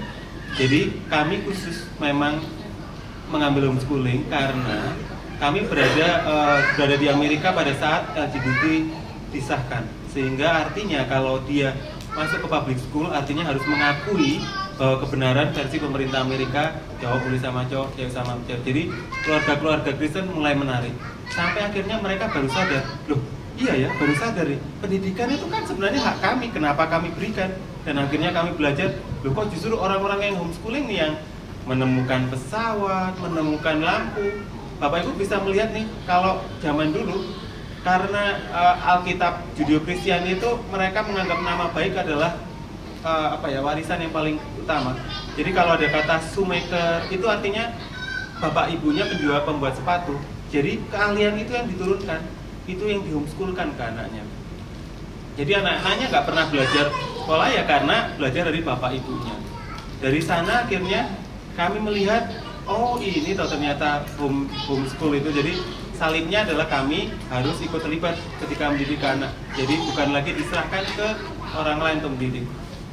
Dan kemudian kami melihat ternyata hasilnya luar biasa, suatu hal yang, jadi ibaratnya gini lah, kalau di kelas materi yang sama harus diberikan 1 jam. Bayangkan ibu-ibu guru itu kan harus bertarung nih, karena ada 30 anak, dia setengah jam awal harus menenangkan. Ada yang lebih pintar, ada yang seperti itu. Jadi materi yang sama, yang 1 jam diajarkan di sekolah, ketika kami ajarkan di rumah ternyata hanya 10 menit selesai. Sehingga nggak heran ketika waktu awal si Afia waktu kuliah malah heran, dosennya bilang saya lebih suka anak-anak homeschooling. Waktu itu kami masih nggak tahu biasanya. Jadi akhirnya dari situ kami belajar, oh seperti ini akhirnya, makanya nggak heran 12 tahun mereka sudah bisa belajar ngomong, mereka bisa belajar menciptakan. Jadi kita sangat ketinggalan sekali karena orang tuanya sendiri yang mengajarkan. Fenomena orang tua bekerja. Tentu ada banyak faktor ya kenapa orang tua bekerja. Saya bersyukur karena saya hampir mati. Jadi maksudnya anugerah Tuhan juga sehingga membuka mata saya, karena saya itu waktu karena kan saya dari agama mayoritas. Saya itu dan kemudian ayah saya juga sangat pilih kasih ya, lebih ingin anak laki-laki. Terus kemudian ketika saya mengaji, baca kitab saya yang dulu itu berulang kali, penghuni neraka lebih banyak perempuan. Ini anu, dan sampai sekarang pun saya tetap pelajari hadis, saya pelajari Quran, saya bawa semua dari Amerika, saya pelajari tafsirnya dan memang demikian gitu. Jadi saya ketika kenal Kristus ada satu rasa tidak terima. Sebagai perempuan itu saya merasa Tuhan Yesus saja belum cukup gitu. Jadi saya kompensasinya itu ke studi, ke karir, untuk membuktikan bahwa saya itu signifikan. Nah, oleh karena itu sulit sekali bagi saya itu untuk melepaskan itu, karena itu adalah komoditas saya gitu. Ini saya berharga karena saya melakukan ini, karena saya begini, maka saya signifikan. Tapi kemudian semakin belajar Alkitab, saya bilang, oh tugas utamanya memuridkan ya, dan tugas itu diberikan kepada orang tua. Berarti saya punya tanggung jawab, dan kebetulan saya juga waktu itu sulit dan hampir mati. Saya pikir, wah ini terbatas, masih untung saya masih bisa mendidik anak saya sendiri gitu. Jadi ya kalau dari yang kami pelajari ya tugasnya memang diberikan ke orang tua.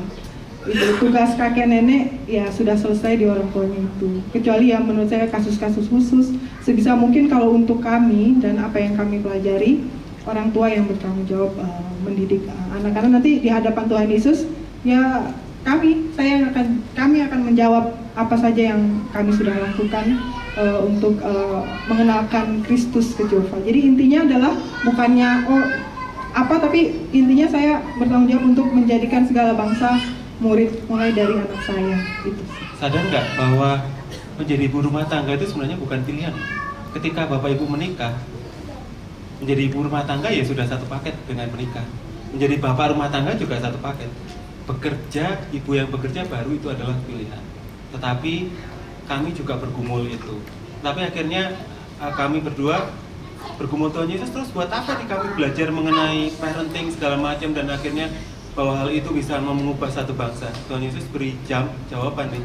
Jadi beberapa minggu yang lalu yang nanti kami juga akan sharingkan, Bu Veronica, Ibu Ahok meminta kami berdua untuk bertanggung jawab untuk 50 RPTRA. RPTRA itu ruang publik terpadu ramah anak. Jadi bayangkan nih, Ibu Veronica kepingin memakai apa yang kami ceritakan ke beliau, karena orang tua adalah guru yang terbaik buat anak-anaknya. Jadi kalau mau mengubah Dusun Marunda, ubah dari orang tuanya.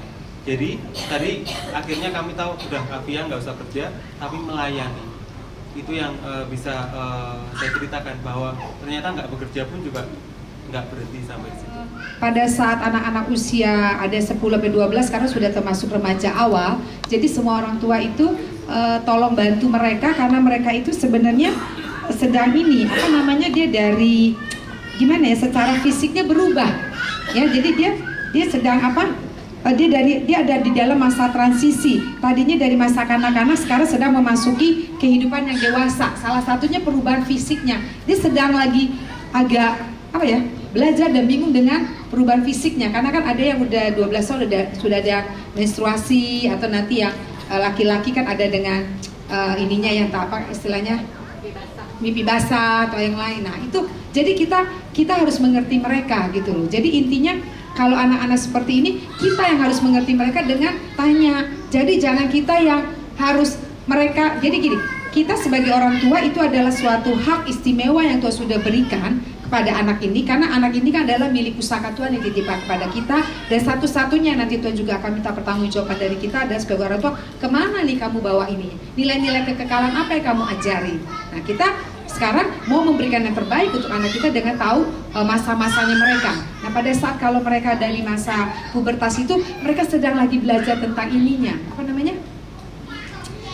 dirinya yang sedang berubah dari masa transisi dari anak-anak jadi ke memasuki kehidupan yang lebih dewasa. Jadi sangat baik sebelum masa itu ada, sebenarnya orang tua juga harus mengajarkan sex education, pendidikan seks sejak awal gitu loh, bahwa nanti kamu ini akan bertumbuh semakin besar. Kalau perempuan nanti akan ada mulai tumbuh buah dadanya, nanti kamu juga akan ada ini sel telurnya, nanti akan matang. Kita ajarkan, waktu itu saya ajarkan ke anak saya, ke Muti Esa, karena Muti sejak waktu pas dia kelas STK, dia melihat foto kami waktu nikah, dia bilang, kok mama jahat, foto berdua aja sama papa, kok saya nggak ada gitu. Terus saya bilang, loh mama bukan jahat, mama harus nikah dulu baru punya Muti gitu kan. Itu waktu TK umur 5 tahun atau 4 tahun, lupa saya lihat. Lagi makan siang, makanya itu penting pada saat kita itu berulang-ulang ajarkan. Terus, ada nggak orang menikah tapi orang nggak nikah tapi punya anak gitu?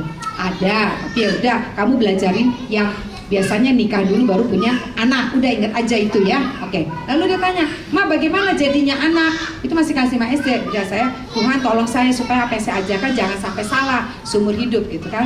Oke, gini. Muti dan Mama perempuan punya sel namanya sel telur. Papa dan Esra laki-laki punya sel namanya sel sperma.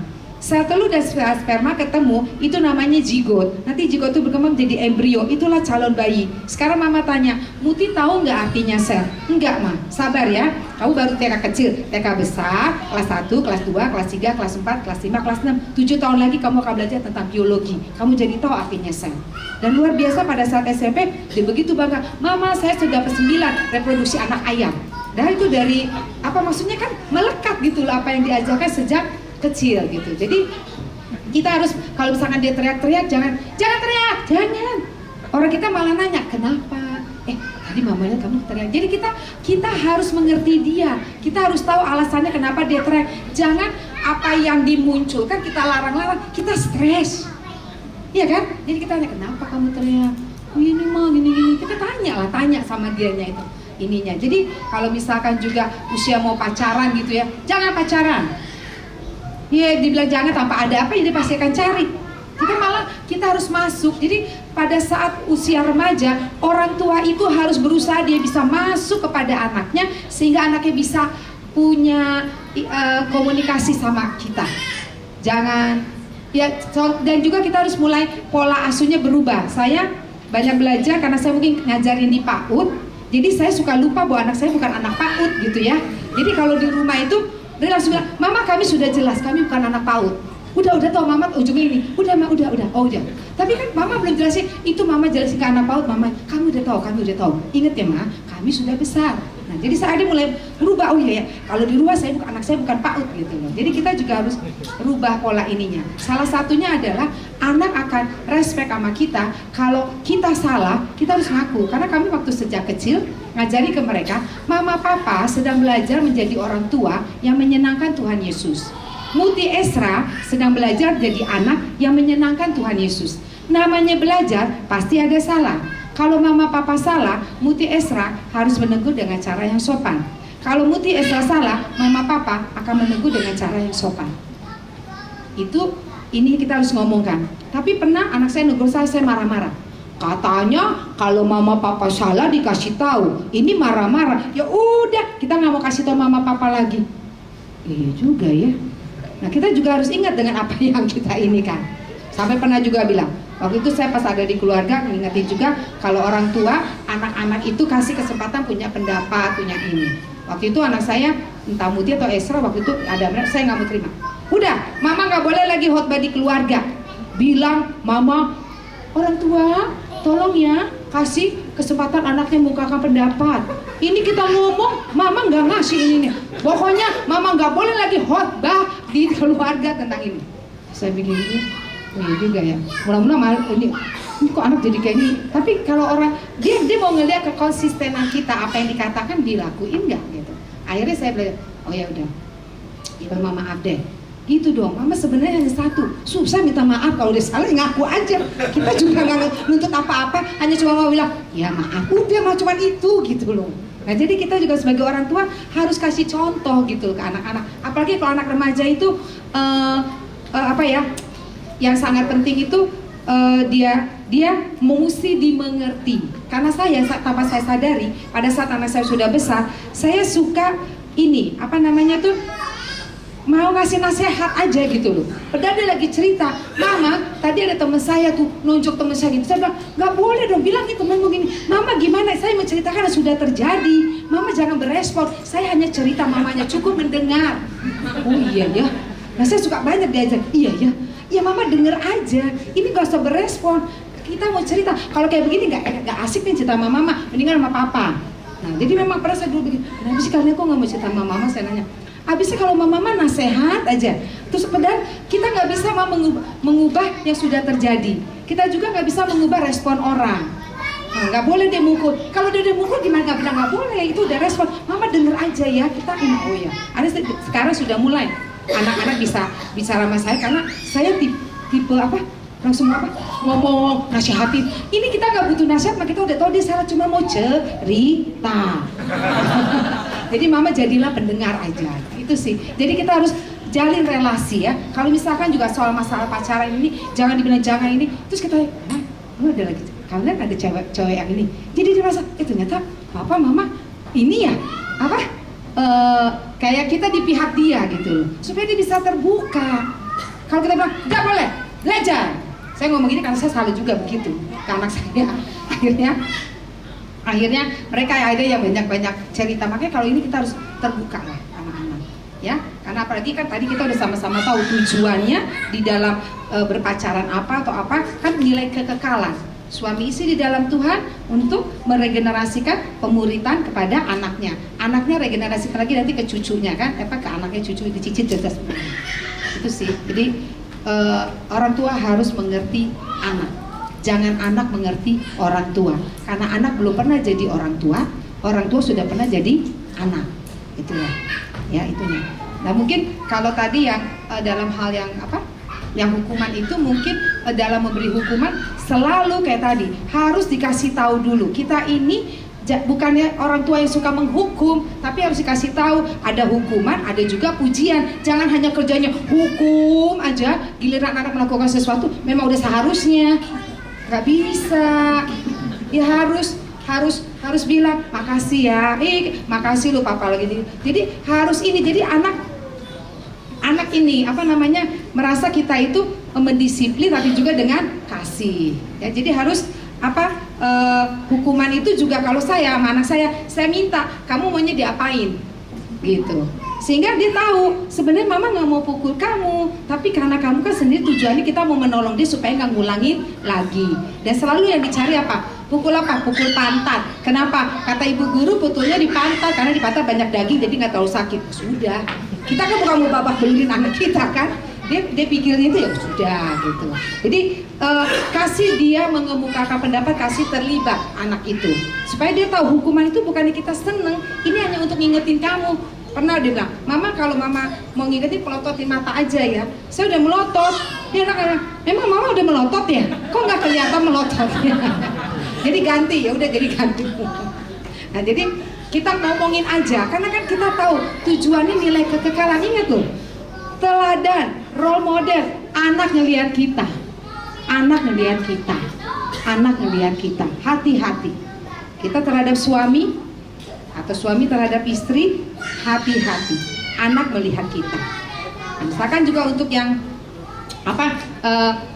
saya juga suka mengingatkan juga di dalam keluarga, mungkin kita istri itu harus ingatkan yang Amsal berapa yang terakhir?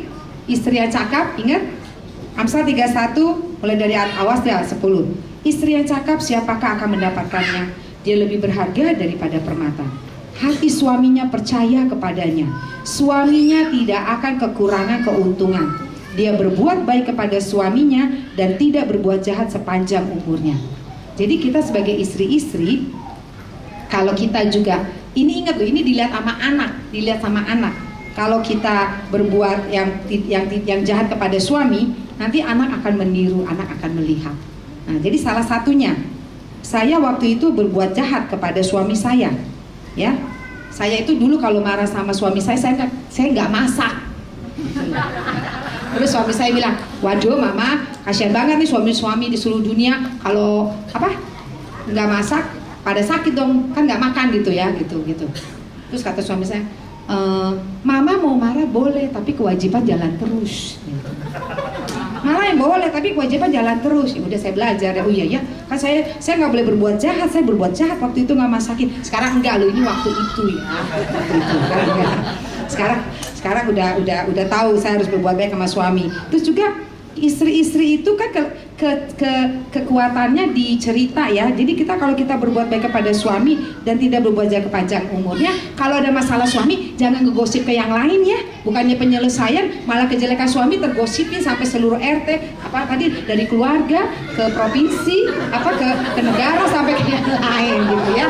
Nah jadi kalau ada masalah dengan suami, ayolah kita selesaikan bersama, langsung curhat sama Tuhan. Karena ingat, anak ngelihat. Dulu saya kalau marah, dia langsung tahu marah gimana. Karena saya kalau marah diem. Saya marah sama suami, anak juga saya diemin. Jadi kan nanti akhirnya pernah anak saya juga ngediemin saya. Kenapa kamu kok diemin mama? Saya lagi marah. Mama kan kalau marah diem. Ya, hati-hati. Kita itu orang tua itu dilihat anak. Gitu. Jadi ingat ya tadi, supaya nama anak kita, nama cucu kita tidak apa? Tidak dicoret kan tadi ayat yang Yesaya 48 itu kan. Jadi tolong kita sebagai orang tua, orang tuanya dulu harus benar. Jangan nuntut rajin belajar, nilainya 100 ya. Nah terus kita sendiri ada nggak hadir pada saat dia perlukan? Ini yang sangat-sangat yang kita harus perhatikan adalah kita sebagai saat ini kalau orang tua kerja atau apa, jangan alasan kita mengasihi anak ya. Tanya anak deh, anak bilang enggak, mama nggak kasih saya, nggak mengasihi saya. Karena anak hanya tahu dikasihi kalau pada saat dia diperlukan, orang tuanya pada saat dia memerlukan orang tuanya hadir. Itu. Kita suka bilang, mama, papa cari uang untuk kamu. Dia bilang, ih, bakal siapa? Saya nggak perlu uang. Kan dia yang tahu, dia butuh apa? Kehadiran kita, kasih sayang kita. Jadi kalau cari kerja, cari apa, pikir. Kita bisa ya cerita, shopping, apa-apa bisa berjam-jam sama anak, susah banget contohnya. Itu harus tanda tanya. Kamu peran orang tuamu di mana gitu loh. Jadi kita harus yang kerja nggak ada alasan, apalagi sekarang udah sangat kreatif. Misalkan kalau misalkan kreatif supaya anak juga bisa mengerti kita harus paling tidak variasi ngomongnya. Variasi ngomongnya, jangan di rumah aja, kita ajak jalan keluar. Ada film bagus kita nonton yuk, supaya dia kayaknya mama nih ini gitu loh. Jadi jadi kita kreatif. Intinya pada saat anak-anak remaja, tolong orang tua harus cari tahu anak, jadi tetap terbuka dengan diri kita sebagai orang tuanya. Kalau tidak terbuka berarti cara kita harus diperbaiki. Jangan otoriter. Pokoknya. Tapi kita harus kasih kesempatan mendengarkan, terbuka. Dan jangan lupa hubungan pribadi dengan Tuhan harus diajarkan. Dan juga hubungan pribadi dengan Tuhan atau istilahnya kita dalam keluarga sama-sama belajar firman Tuhan dan menerapkan, jangan dipaksa. Sehingga dia nanti tidak suka dengan, khusus yang udah remaja ya. Kita usahakan anak itu diberikan kesadaran kenapa dia harus ini, sampai dia menemukan sendiri. Kita jangan jadi polisi. Artinya apa? Nggak ada kita, dia nggak tahu harus ngelakuin apa. Kayak kalau ada polisi tahu, oh harus ini. Kita harus bikin dia mengerti apa yang menjadi tanggung jawabnya. Ini bagiannya. Oke, masih ada 10 menit lagi mungkin untuk dua penanya saja. Mohon nanti disampaikan pertanyaannya ke pembicara yang mana. Ya, selamat malam. Terima kasih untuk kesempatan yang diberikan. Pertanyaan saya kepada Ibu Wafia dan suami. Sebenarnya pertanyaannya lebih kepada, saya sih perhatiin sini kayak saya sih yang belum nikah. Yang lain kayak mereka udah. Sebenarnya bagaimana kita mempersiapkan sebagai orang yang belum nikah, sebelum punya anak. Bagaimana kita dari usia seumur saya seperti ini bisa mempersiapkan lah. Mungkin saya pikir secara prinsip banyak dapat di gereja, di pembinaan. Tapi mungkin secara teknis atau secara habit yang harus dibangun untuk akhirnya bisa menjadi seorang pasangan yang mengasihi pasangan dan jadi seorang orang tua yang sungguh-sungguh bagi anak-anak. Terima kasih. Terima kasih untuk kesempatannya. Nama saya Mary. Yang mau saya tanyakan ada dua hal. Yang pertama, tentunya kan suami istri itu bisa saja ada perbedaan karakter ya, perbedaan style seperti itu. Nah, bagaimana sih mengurangi dampak dari perbedaan style dalam mendidik? Misalnya seperti ini, kalau saya itu lebih cenderung lebih tegas, lebih galak gitu ya kalau di rumah gitu. Ini kadang-kadang seringkali saya itu jadi seperti orang jahatnya yang di rumah gitu, yang lain baik-baik gitu, karena kan kalau bapaknya tenang gitu ya, maksudnya penasihati juga tenang gitu. Jadi kadang-kadang saya ngerasa saya jadi seperti kadang-kadang kalau saya juga lagi pergi keluar kota gitu, kayaknya anak saya seneng banget gitu. Walaupun dia dekat juga dengan saya gitu. Jadi saya melihat perbedaan style, perbedaan karakter antara suami dan istri itu juga seringkali mengakibatkan dampak yang kurang baik dalam hubungan. Lalu yang kedua, kami masih punya anak satu, anak kami sudah 9 tahun gitu ya. anak saya laki-laki. Sampai umur berapa sih anak laki-laki itu bisa dipeluk sama ibunya, bisa dimanjakan sama ibunya gitu? Terus terang anak saya kan tinggi juga orangnya ya, tapi saya seperti merasa sudah akan kehabisan waktu untuk bisa memeluk dia gitu. Tapi saya juga satu hal saya juga khawatir gitu, ada nggak sih dampak-dampak negatifnya kalau kita misalnya terlalu banyak bersentuhan fisik dengan anak kita yang sudah 9 tahun dan apalagi 10 tahun. Wah, puji Tuhan sekali kamu datang. Kami berpikir harusnya kami juga ikut hal seperti ini. Kami berdua sama sekali nggak ada yang mengajari, sampai Tuhan Yesus menegur kami, jadi membelokkan rute kami dan Tuhan Yesus beri jawaban ini. Jadi cara paling sederhana nih untuk menyiapkan, kita itu fokusnya jangan ke teknik-teknik yang tadi kami ceritakan, tetapi ke Tuhan Yesus dulu. Anggapnya seperti ini, seperti berlari, terus kemudian nanti Tuhan Yesus akan beri nih, ada cewek yang sama-sama lari ke tujuan yang sama, baru deh kamu bisa ngobrol dengan itu. Jadi aku jadi apa yang kami ceritakan ini adalah suatu hal yang membuka mata kami ketika Alkitab menjadi buku yang hidup untuk dipakai untuk menjadi parenting book. Kami benar-benar menjadi tahu satu prinsip dasar yang nanti ini, karena kita ini satu tim, jadinya bukan, sekali lagi, mendidik anak bukan tugasnya Afia, dan kita harus saling berkomunikasi yang benar seperti apa, karena anak itu bisa memanipulasi. Jadi kalau misalnya, oh papa seperti ini, oh kalau gitu aku minta ini ke mama, itu bisa. Jadi harus bapak ibu sama-sama sehati, sekata. Jadi saling berlatih. Nah pertanyaannya adalah kalau ditarik sebelumnya, berarti kamu harus mencari orang yang seperti apa? Kamu harus mencari orang yang bisa, ibaratnya bisa main sepak bola, karena ibaratnya tahu nih, kalau suaminya lagi ngirim bola, oh aku harus posisinya di sebelah sana. Karena ini seperti tim. Jadi kebanyakan orang tua sekarang menganggap mereka nggak punya battleground, kesempatan untuk bertemu anak adalah kesempatan untuk mendidik anaknya. Jadinya prinsip yang paling sederhana yang kami pelajari adalah yang namanya triple C, cool, calm, and collected. Jadi ketika anak tiba-tiba begini, kita nggak reaktif, tetapi sudah siap loh. Karena kalau ke sana pasti akan seperti ini. Jadi kalau ke toko pasti seperti ini. Jadi kita siapkan. Bukan begitu coba? Iya ya. Jadi kamu harus mencari pasangan hidup yang sepadan itu dari situ juga. Sehingga ketika kalian menjalani pernikahan, asik sekali karena pernikahannya adalah, oh berarti tugasku ini juga untuk berlatih. Istri itu akan menjadi seperti cermin. Oh ternyata aku ini kurangnya di sini. Sehingga aku belajar dari apa yang diucapkan Afia. Aku belajar, oh ternyata karakter flowku seperti ini yang harus aku pelajari. Yang tampak ketika mendidik. Jadi kan tadi saya udah cerita sedikit ya, keluarga saya berantakan, jadi saya tuh nggak punya panutan, role model sama sekali. Jadi Mas Oka udah bilang, jadi kalau bisa, misalnya, nah itu satu yang saya rasa missing ya. Kita seringkali mempersiapkan anak untuk bekerja, misalnya oh les kumon, Inggris, tapi kita nggak mempersiapkan anak untuk kelak kalau berumah tangga gimana. Nah inilah kualitas karakter apa yang harus kita cari di pasangan. Kenapa? Soalnya firman Tuhan bilang begini. Jadi bantu anak tidak hanya berbuat moral, tapi berpikir moral gitu ya. Jadi dia bisa berpikir tuh semua landasannya balik ke Alkitab. Jadi kalau bisa, tadi siapa namanya? Abraham. Ya Abraham.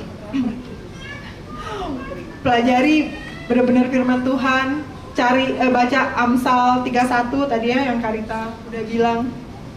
Tentu kita nggak akan bisa dapat pasangan yang sempurna ya, tapi setidaknya kalau kita yang tadi seperti Mas Oka bilang sudah tahu kira-kira Tuhan mau kita kerjakan apa, pelayanan di mana, lari aja. Terus nanti yang seperti tadi Mas Oka bilang, set begitu nengok sampingnya ada cewek yang lagi lari juga sama-sama gitu kan. Gitu.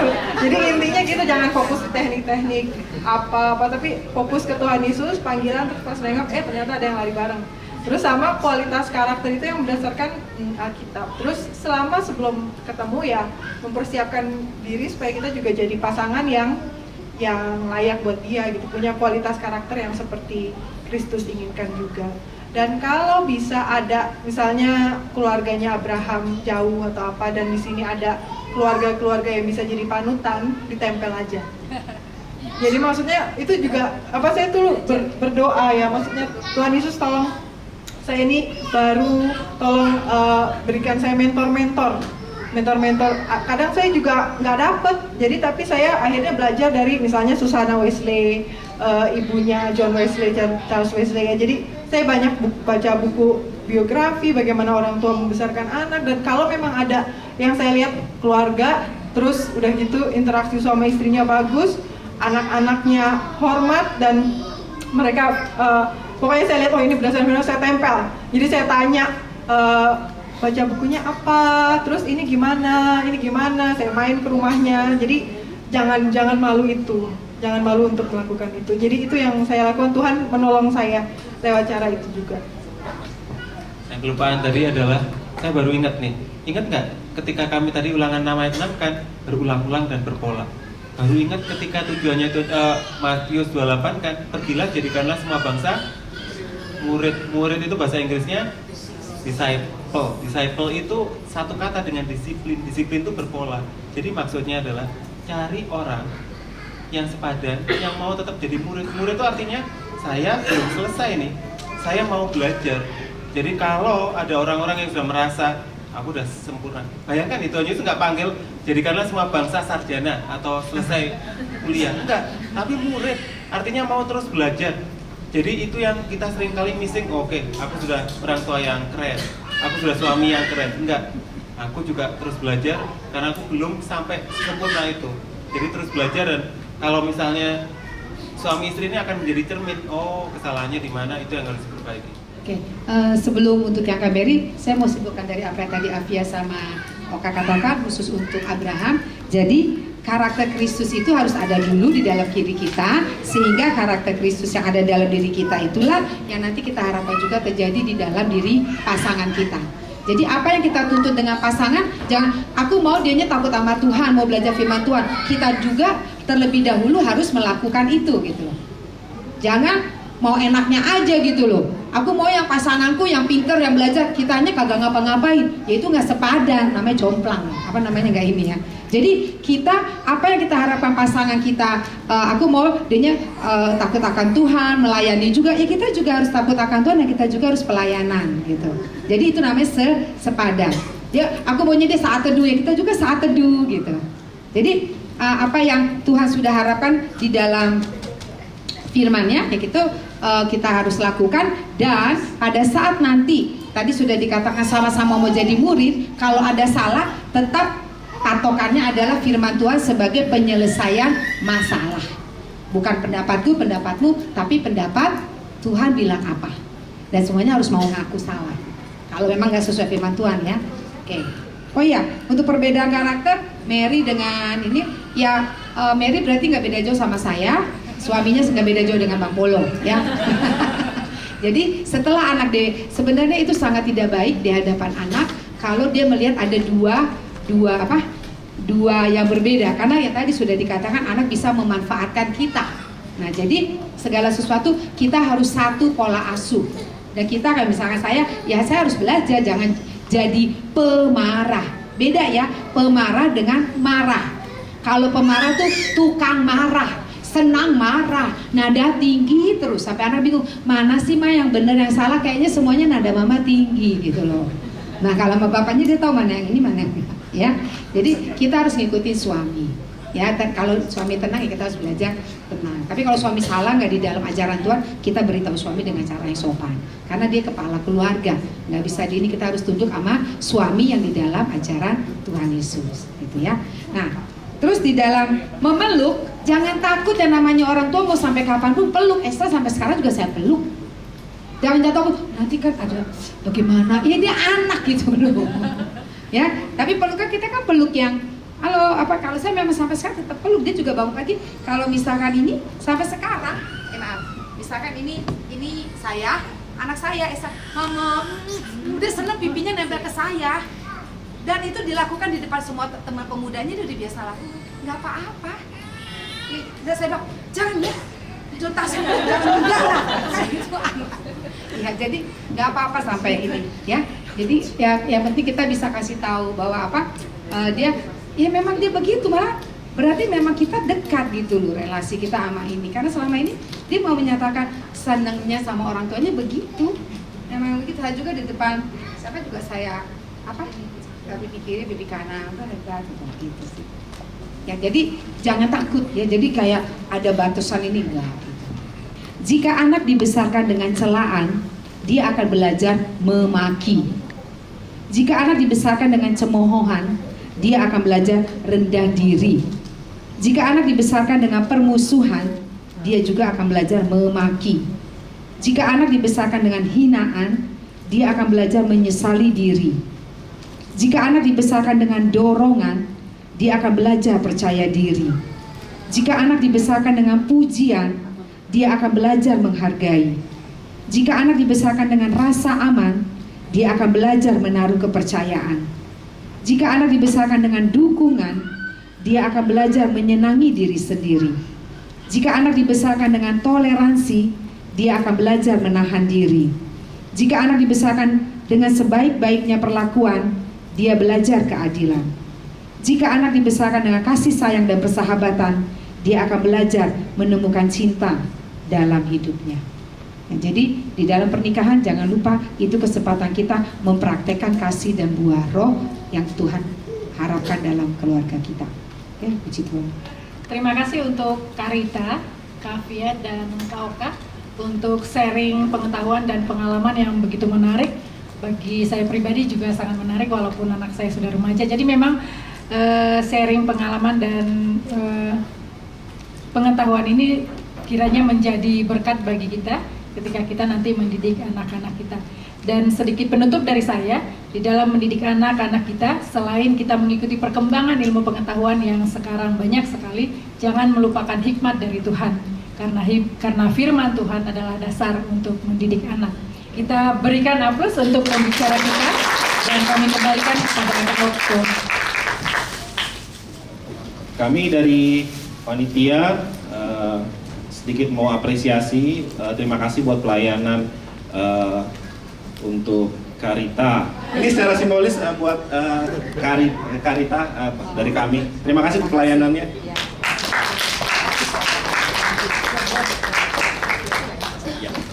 Terima kasih Kak Dewi. Ini secara simbolis buat Kak Fia, terima kasih untuk pelayanannya. Yang dirangkul kali dia. Kali dia. Ini kayaknya saya wakilin aja kali ya. Daripada saya ditawain lagi. Nunjuk orang lupa lagi saya. Kak, terima kasih untuk pelayanan jadi moderator kita sore hari ini Kak ya.